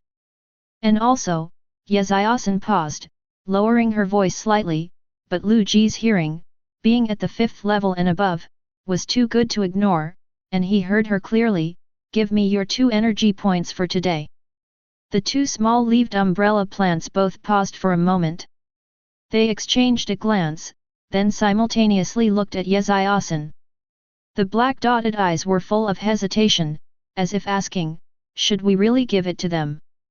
What? Yeziasan's voice rose slightly, carrying an undeniable air of authority. The 2 small-leaved umbrella plants dared not hesitate any longer. They turned around, their backs to the umbrella leaves, groped around in front of them for a while, and then opened their mouths at the same time. One after another, teardrop-shaped crystals rolled out of their mouths and landed on the leaves. Yeziasan's leaves stretched out, collecting every last drop of natural essence, then turned to look at Liu Ji. Let's go. Liu Ji glanced at it, asked no further questions, and turned to walk towards the territory. Chapter 95. Before long, the outline of the territory began to appear and disappear in the mist. Is this your territory? Yeziasan's voice was much softer than before, tinged with a hint of caution. Yes. Liu Ji walked ahead and pushed open the north gate of the territory. Yeziasan followed at his feet, her leaves pattering on the stone path, her pace as hurried as a guest visiting for the first time. It stopped as soon as it entered the territory. Yeziasan tilted her head back, staring at the tree in the center of her territory. The leaves slowly opened and closed, like a fish that had been washed ashore and was desperately trying to breathe. The entire plant stood there motionless, even the tips of its leaves were trembling slightly. This is... Its voice trembled, and its short legs involuntarily took 2 steps forward, then abruptly pulled back, as if afraid of startling something. Liu Ji glanced back at it, then followed its gaze to the wisdom tree. What's wrong? Yeziasan didn't answer. It stood there, its leaves trembling more and more violently, and after a long while, it finally managed to squeeze out a sentence from its throat. This tree, it feels unusual. Liu Ji raised an eyebrow but didn't reply. He knew, of course, that the wisdom tree was extraordinary, but he had no intention of explaining it to Yeziasan. Go wait under the tree, he said, pointing to the tree of wisdom in the center of the territory. We'll go get the seeds and be back in a bit. Yeziasan nodded, but her gaze remained fixed on the wisdom tree, as if glued to it. Liu Jikao exchanged a glance with Xiao Baiyu and Yi's Haiqiu. The two understood and turned to walk towards their respective homes. When he pushed open the courtyard gate, Brother Melon followed at his feet, hopping and skipping inside. Its vines were held high, giving off an air of "I'm busy today too."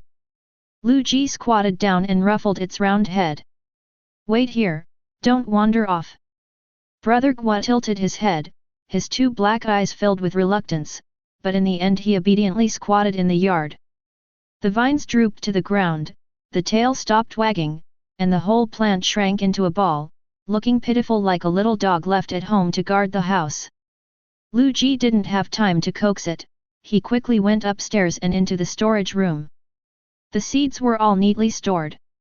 He opened the storage compartment and took out the cherry bomb seeds and hot pepper seeds one by one. When he closed the storage compartment, he was already clutching 2 small handfuls in his hand, 12 cherry bomb seeds and 7 hot pepper seeds. He carefully put the seeds into his backpack, turned around, and went downstairs. When Liu Ji left the hospital, he found Xiao Baiyu already standing next to the wisdom tree, talking to Yeziasan with her head down. Yeziasan's leaves were spread out, as if she was listening attentively, but she would glance at the wisdom tree from time to time, looking absent-minded. Yi's Haiqiu arrived as well, carrying a small, bulging cloth bag.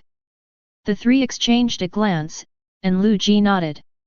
He squatted down on the stone slab next to the tree of wisdom and took out the seeds from his backpack one by one. Xiao Baiyu and Yi's Haiqiu also squatted down and put their seeds together. The cherry bomb seeds were piled up in a small heap, their grayish seed coats showing reddish veins, like a small pile of charcoal that hadn't quite burned through. The fiery pepper seeds were fewer in number, but their color was darker. Liu Ji gathered the seeds from the 3 people together and counted them again. 26 cherry bombs, 16 hot peppers.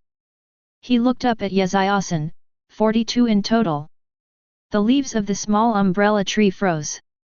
It stood in front of the pile of seeds, its black eyes wide open, its mouth slightly agape, as if someone were choking it, unable to utter a single word. Several seconds passed before its throat regained its function, but its voice had become distorted, so shrill it could pierce eardrums. So much.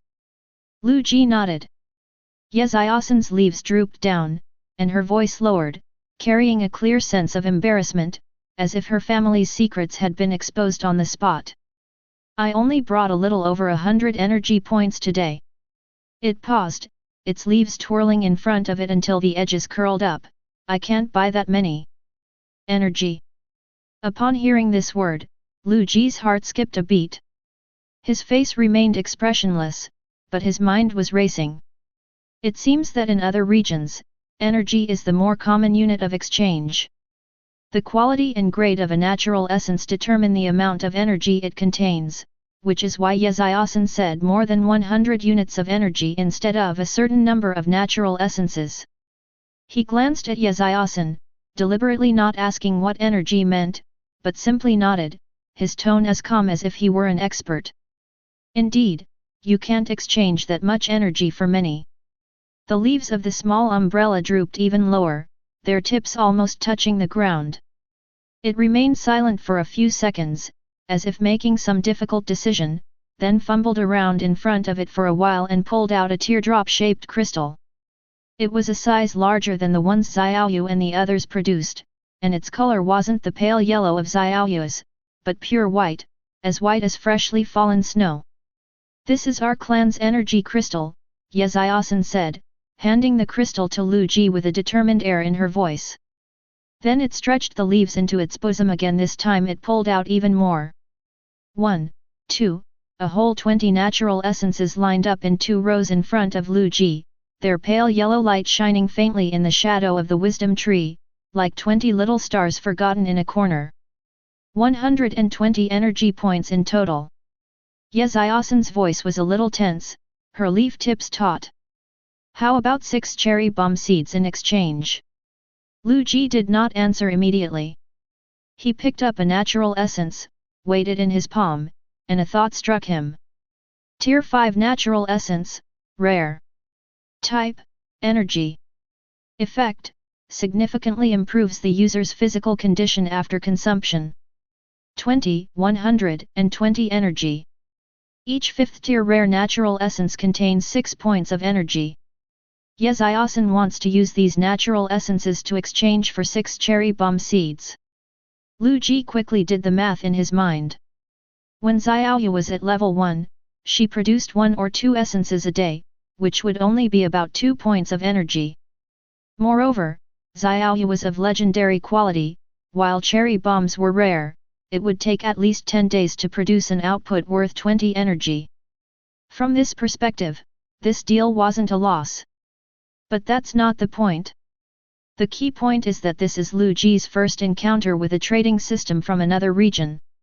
Ye Xiaosan's willingness to exchange natural essence indicates that energy is the hard currency in Sky City. And he now possesses natural essence that neither Xiao Baihu nor Yi's Haiqiu can comprehend. He put down the natural essence in his hand and nodded. "Make a deal." The leaves of the small umbrella suddenly opened up, like an umbrella blown over by the wind. Liu Ji counted out 10 cherry bomb seeds from the pile of seeds in front of him and pushed them towards Ye Xiaosan. The seed shells rolled twice on the stone slab, making a soft rustling sound. Ye Xiaosan looked down at the pile of seeds, then looked up at Liu Ji, her dark eyes filled with confusion. "Why 10?" it asked, its voice hesitant, the tip of its leaf curling slightly.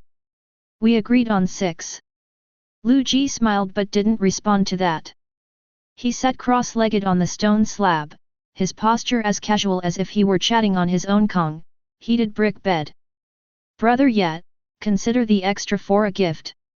I have a question for you." He paused, his tone becoming more relaxed. "Is your teleportation device always in that location?" Ye Xiaosan paused for a moment, seemingly not expecting the topic to veer this way. But it still nodded, and its leaves swayed twice. "Yes. But the device will shut down after I leave." It paused, seemingly sensing Liu Ji's thoughts, and added, "Besides, the activation permission is with Sky City, you won't be able to activate the teleportation array." Liu Ji nodded thoughtfully. He paused for 2 seconds, as if organizing his thoughts, before speaking. His speech was slow, but each word was clear.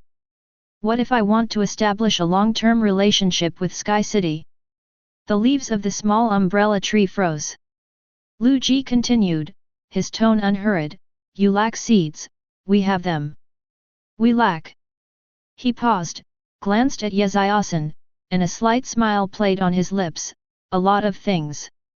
If we could exchange regularly, it would benefit both sides." Ye Xiaosan didn't answer immediately. Its leaves were slightly folded, as if it was thinking, and the tips of its leaves unconsciously drew circles on the ground. "And," Liu Ji added, his tone becoming even more relaxed, as if discussing something perfectly ordinary, "aren't you going to fight zombies? Seeds are always welcome, right?" Ye Xiaosan's leaves twitched. It raised its head and looked at Liu Ji, its dark eyes filled with complex emotions: surprise, hesitation, and a sense of embarrassment at having its thoughts exposed. "You mean, long-term supply?" "Yes." Liu Ji nodded, picked up a cherry bomb seed from the ground, twirled it between his fingers, and said, "Send someone to collect it every now and then. Let me know in advance what kind of seeds you need." Yeziasan remained silent for a long time. Its leaves opened and closed repeatedly, as if it were engaged in some kind of intense internal struggle. Then its leaves suddenly unfurled, the whole plant straightened up, and the sound became much louder than before. "No problem. I can send someone to see you here every day." It paused, then leaned forward, its tone becoming more urgent, as if afraid Liu Ji would change his mind. "You have to save these seeds for me." Liu Ji couldn't help but chuckle at its nervous expression. "Sending someone here every day? Can you really decide that?" The leaves of the small umbrella tree were tucked into its waistband, and its flower head was slightly raised, making it look exactly like a young prince who had just been crowned king. If it had a chin, it would probably be pointing to the sky right now. "I am the young master of our clan," it said, its voice brimming with undisguised pride, its leaf tips even curling upwards, "and my word is law." Liu Ji looked at its smug expression and a slight smirk appeared on his lips. "Okay, it's settled then." He stood up, dusted off his knees, his movements as casual as if he had just finished a transaction at the market. Yeziasan gathered all 10 cherry bomb seeds into her bosom, wrapping them tightly in layers of leaves, as if afraid of missing a single one. Her possessive manner resembled that of a squirrel with its cheeks stuffed full of pine cones. "Then I'll head back now," it said, its voice brimming with barely suppressed joy, even the leaves seemed to brighten slightly. "Wait for my good news." It turned around, its leaves fluttering rapidly across the ground as it raced towards the east gate, even faster than it had come.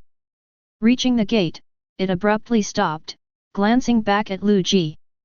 "Oh, right," it called, its voice drifting from afar with a slight echo, "I'll remember your give a man a fish and you feed him for a day, teach a man to fish and you feed him for a lifetime advice." Without waiting for Liu Ji's reaction, he vanished in a flash, leaving only a few fading pattering sounds on the stone pavement. Xiao Baihu stood to the side, watching the direction where Yeziasan disappeared, and it took her a while to come back to her senses. "It runs pretty fast," she said. Liu Ji didn't speak, but looked down at the 20 natural essences in his palm. The pale yellow crystals gleamed warmly in the sunlight, quite different from the ones he had eaten before. They were darker in color and denser in texture, like tightly compressed candy.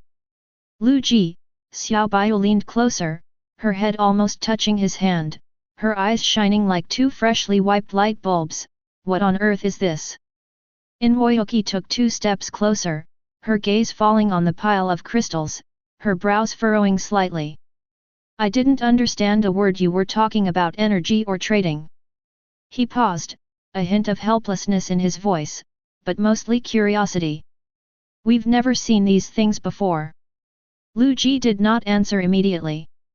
He looked at the essence of nature in his hand, then at the 2 people in front of him. Xiao Baihu's eyes sparkled with curiosity. Yi's Haiqiu's expression was more composed, but a hint of confusion lingered in her eyes, her fingers unconsciously rubbing the seam of her trousers. He counted out 5 crystals from the pile and handed them to Xiao Baihu. "Take it." Xiao Baihu was stunned for a moment, then subconsciously reached out to take it. The crystal felt heavy in her palm. She looked down at it, then looked up at Liu Ji, opened her mouth as if to ask something, but swallowed her words. Liu Ji counted out 5 more and handed them to Yi's Haiqiu. "Ball bro, this is for you." Chapter 96. Yi's Haiqiu didn't say much. She took the item, weighed it in her hand, nodded, and put it away. "All right," Liu Ji stood up, dusted off his knees, and prepared to go back inside to examine the quality of this batch of natural essences. "That's all for today. Everyone go home now." "Wait a minute." Xiao Baihu suddenly called out to him, glancing down at the system panel before looking up, her eyes sparkling. "It's only 12 o'clock. Are we still going out to fight the boss this afternoon?" Liu Ji paused for a moment. He glanced at the time. "Indeed, it's only a little past noon." This morning I fought 2 waves of zombies, took down a boss, clashed with Ning Tang's group, and chatted with Yeziasan for ages. After all that, it's only noon. He opened the regional channel's real-time points rankings. Points leaderboard. 1 area 9521, 26,180 points. 2 9527 district, 19,030 points details. 3 9530 area, 17,020 points.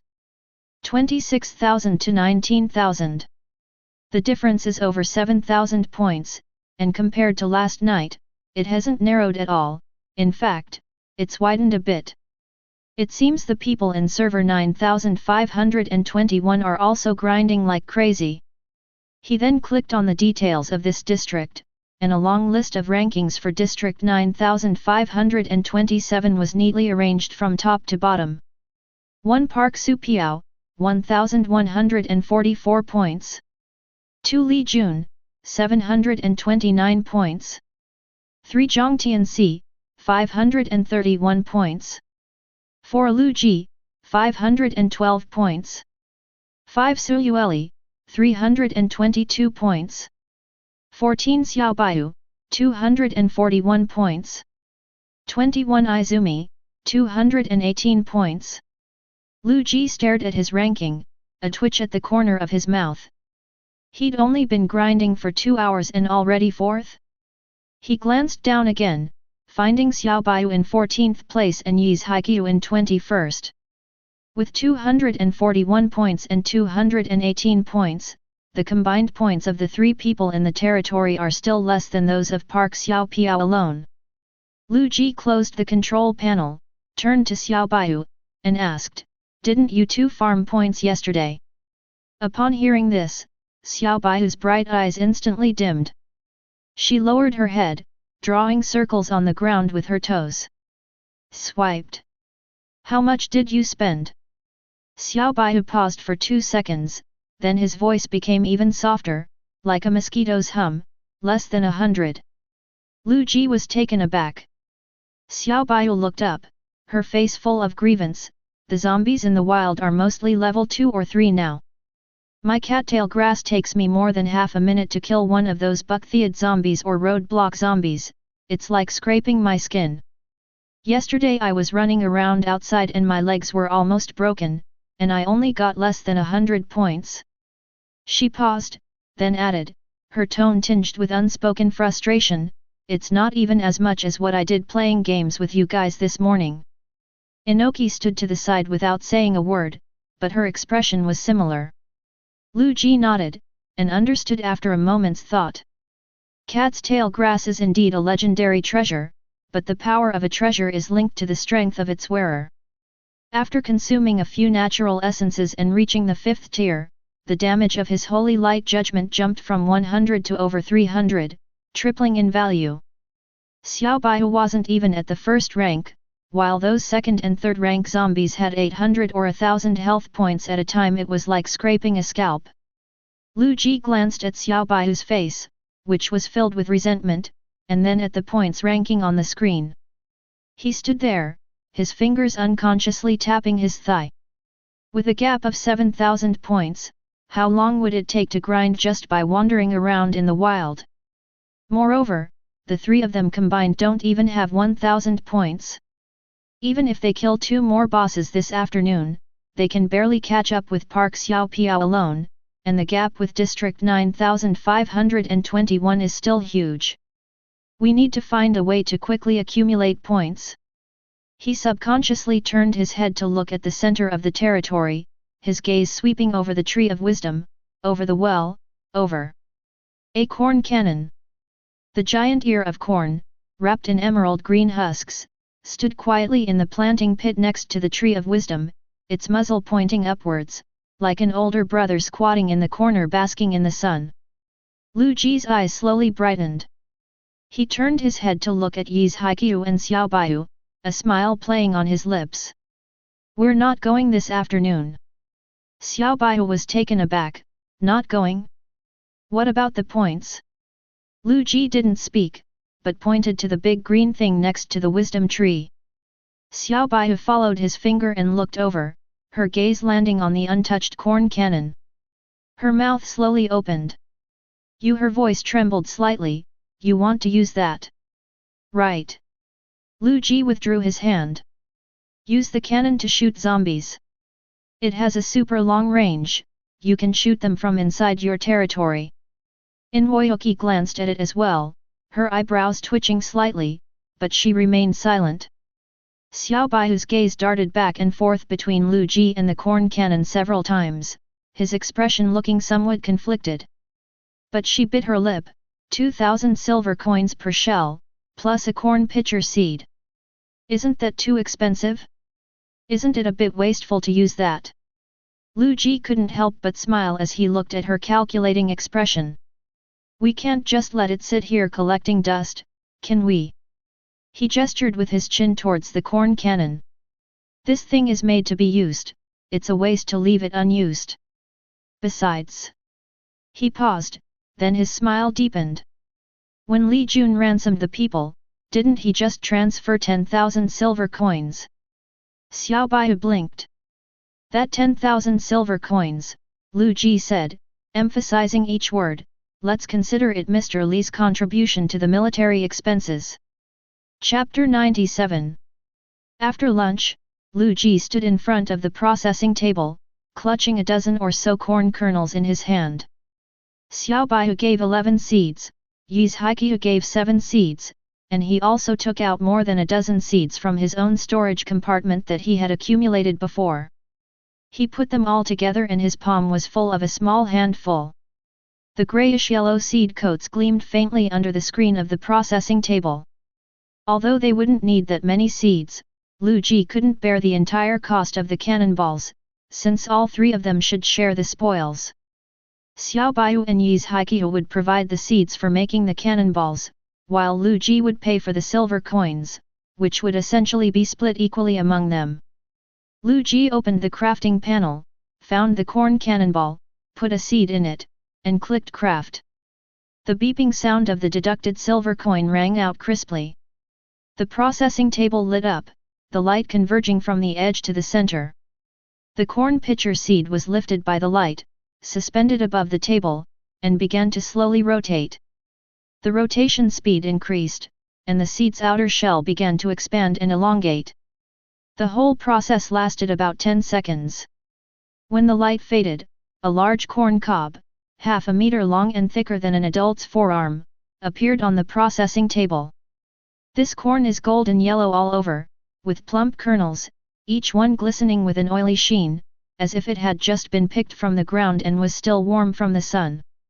The bottom of the corn is tapered into a pointed cone shape, while the top is flat and smooth, with a faint ring of fine lines visible, like some kind of trigger mechanism. Liu Ji stared at the ear of corn for 2 seconds, then uttered a sentence. Wow, it's huge. He reached out and lifted the corn off the processing table. Even though he had reached the 5th level, it felt heavy in his hands, much heavier than he had expected, weighing at least 100 pounds. The corn husks were still slightly warm, as if it had just come out of the pot. A thought flashed through his mind, and the information panel popped up. Corn cannonball. Type: consumable. Effect: explodes upon impact, dealing 0 to 2000 damage to enemies within a 100-meter radius. Damage decreases with distance, the closer to the blast center, the higher the damage. Note: special ammunition for corn-based cannons. Extremely powerful. Liu Ji stared at the 0-2000 for several seconds, and the corners of his mouth slowly curled up. Not to mention the 100-meter radius, it deals up to 2000 damage. One shot would probably instantly kill zombies near the blast center, and those on the outer perimeter would at least be crippled. And this is only a tier 1 shell. Make 4 more. He carefully put the large ear of corn into his backpack, then turned and picked up a seed from the table. In less than a minute, Liu Ji's backpack was empty of another 8,000 silver coins. The light on the processing table flickered on and off. The process of turning each seed into a cannonball was almost identical. Rotate, expand, stretch, set. But Liu Ji would stare at it every time, as if admiring some kind of magic trick that he could never tire of watching. Once the last shell was finished, the workbench was completely empty. Liu Ji put all 5 large, golden ears of corn into his backpack. He turned off the workbench panel, dusted off his hands, which weren't actually dust, and turned to walk out of the courtyard. At this moment, Xiao Baiyu and Yi's Haiqiu were already waiting next to the Tree of Wisdom. To be precise, she was waiting next to the corn cannon. Xiao Baiyu squatted in front of the large corn cob, which was over a meter tall, tilting her head to study its upward-pointing muzzle, muttering something under her breath. Yi's Haiqiu stood 2 steps behind her, her expression more relaxed than usual, but her gaze remained fixed on the corn cannon. As Liu Ji approached, he noticed a subtle change in the two of them. It seems that the two of them have already consumed the 5 natural essences. Liu Ji understood what was going on, but didn't ask any further questions, he simply waved to the two of them. Ready? Xiao Baiyu jumped up, her eyes sparkling, I've been ready for ages. Just waiting for you. Liu Ji walked to the corn cannon, took a shell out of his backpack, held it with both hands, aimed it at the muzzle, and slowly lowered it in. As the shell sank to the bottom, it made a dull thud, like a stone being thrown into a well. The corn cannon shuddered slightly, and the ring of emerald green corn husks around the muzzle tightened, firmly securing the shell. The entire cannon began to glow with a faint golden light, as if something was awakening within it. Liu Ji took a step back and looked it up and down. This old thing hadn't been touched since it was built, and today it was finally going to open for business. He looked away and activated the resource sensor. He hadn't used up his sensory attempts for the day. A light screen flashed, and a map unfolded before him.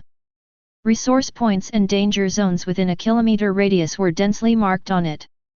He zoomed in on the map, his gaze settling on the southeast. 190 meters southeast, traces of unknown organisms, medium hazard. 210 meters southeast, traces of unknown organisms, medium hazard. These two spots are very close, only 30 meters apart as the crow flies.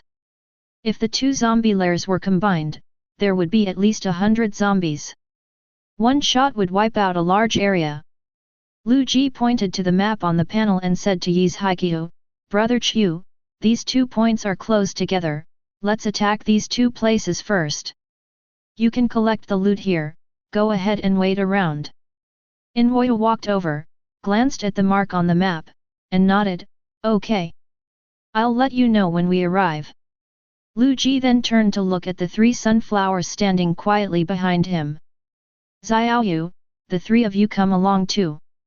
Keep watch around in case you encounter other players. He paused, and help pick up the loot while you're at it. Hey! Xiaoyu's flower head suddenly jerked up, the leaves slapping loudly, the sound crisp like receiving a military order.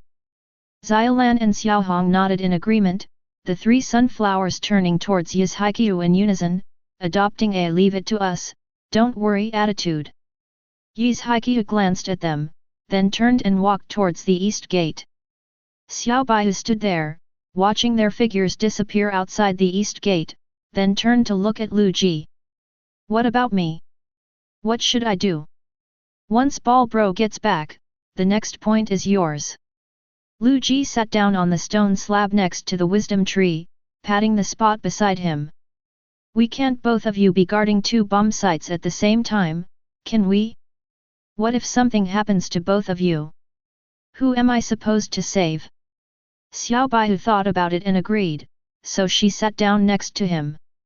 She sat for 2 seconds, then stood up, ran to the well to check the water level, confirmed it was normal, and ran back to sit down, muttering, I'm just killing time anyway. Liu Ji looked at her restless expression and almost laughed, but he held it in. He opened the chat panel with Inwoyu and waited for a message from her. About 2 minutes later, the message popped up. Yi's Haiqiu, I'm in position. I'm standing 100 meters away from the zombie lair. You can fire at any time. Liu Ji looked at the message and a slight smile appeared on his lips. He stood up, walked to the corn cannon, took a deep breath, and then opened the territory panel. Territory facility, corn cannon. Status, loaded. Should we launch? He clicked yes. The next second, the system map automatically unfolded in front of him, exactly the same as the resource sensor map, with densely packed markers on it except for the territory locations. Liu Ji pressed his finger against the cannon and then swiped it towards the red dot in the southeast direction. After releasing my finger, the corn cannon icon on the map lit up briefly, and then a virtual parabola extended from the muzzle, swept across the territory, and landed precisely on the red dot. The trajectory was as clear as if drawn with a ruler. Before Liu Ji could react, the corn cannon beside him had already started moving. Its cannon muzzle began to tilt slowly, and with each degree of tilt, the golden light around the cannon body intensified, as if something inside was being awakened little by little. A few seconds later, the cannon muzzle pointed southeast and came to a steady stop. Then, thump! A deep, muffled thud came from the cannon, not like an explosion, but more like the beating of a large drum. The sound rose from the ground, making the stone slabs beneath Liu Ji's feet tremble slightly. The golden shell shot out of the muzzle, trailing a pale golden tail, and flew obliquely into the southeastern sky. Chapter 98. Xiao Baiyu had already stood up, but she seemed rooted to the spot, her eyes wide open. She stared at the opening in the fog torn open by the mushroom cloud in the southeast direction, and it took her several seconds to find her voice. This is something we fired. Liu Ji didn't reply. He looked down and opened the chat interface with Yi's Haikyuu. He had just typed you when the message from the other side popped up. Izuki. Izuki, can you sense it in your territory? Yi Zhiqiu, the ground is shaking. Liu Ji looked at the three messages and a slight smile appeared on his lips. He quickly typed a line. Liu Ji, how's the situation on your end? There was a few seconds of silence on the other end, as if they were confirming something. Then messages started popping up one after another. Izuki, the zombies at the epicenter of the explosion have all been killed. Yi's Haikyuu, but a little further out, at a distance of about 40 or 50 meters, the damage from the corn cannonballs should be reduced by more than half. There are still a dozen or so zombies standing, but their health is low. Izumi, I'm going to finish them off now. I should be done in a bit. After reading the last message, Liu Ji let out a long breath. He looked up at the southeast, the fog was slowly closing, and the gaping hole was narrowing, like a mouth healing. 30 or 40 meters. He silently counted the number in his mind. It seemed that the 100-meter damage range was inflated. The core area that could truly kill zombies was less than 50 meters. Beyond that, it was just a ripple effect. Those tough second and third tier zombies on the edge would still need to be dealt with by Brother Ball. But this is only a tier 1 cannon. For dealing with tier 2 and tier 3 zombies, it's already quite impressive. Liu Ji, you've worked hard. Come back and rest after you've collected your loot. We'll take care of the next one. Liu Ji closed the chat interface and turned to look at Xiao Baiyu. She was still standing there, staring southeast, her expression seemingly savoring something, like she had just finished watching a movie that wasn't quite over yet.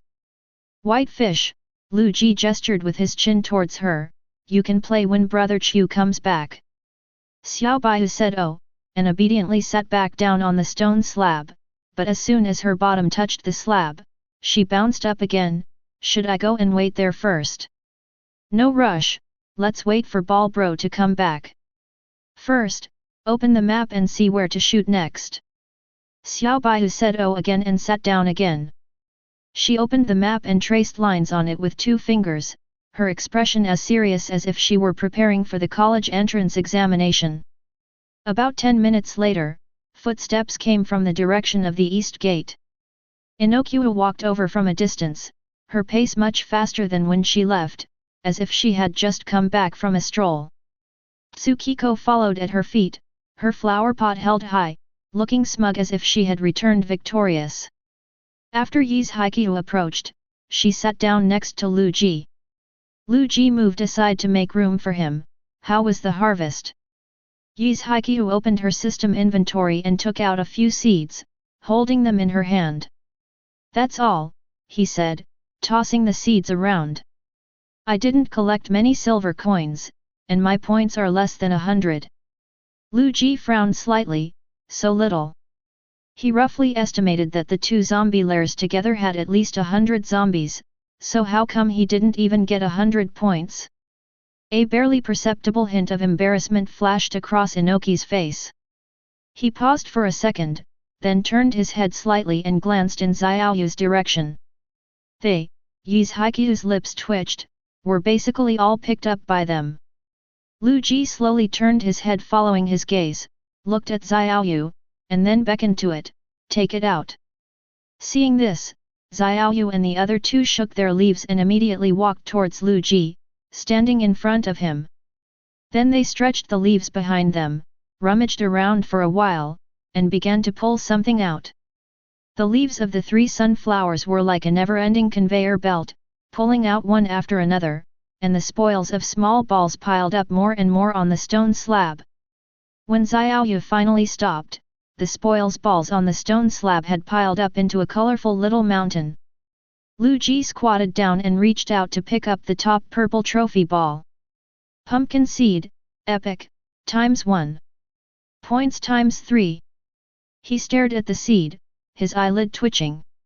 Pumpkin seed. This was the stuff needed to make pumpkin amulets at the processing station, and you couldn't find a single one in the trading post. He continued picking up the pieces. Silver coins x2 3 points x2. Water lily seed x1 points x2.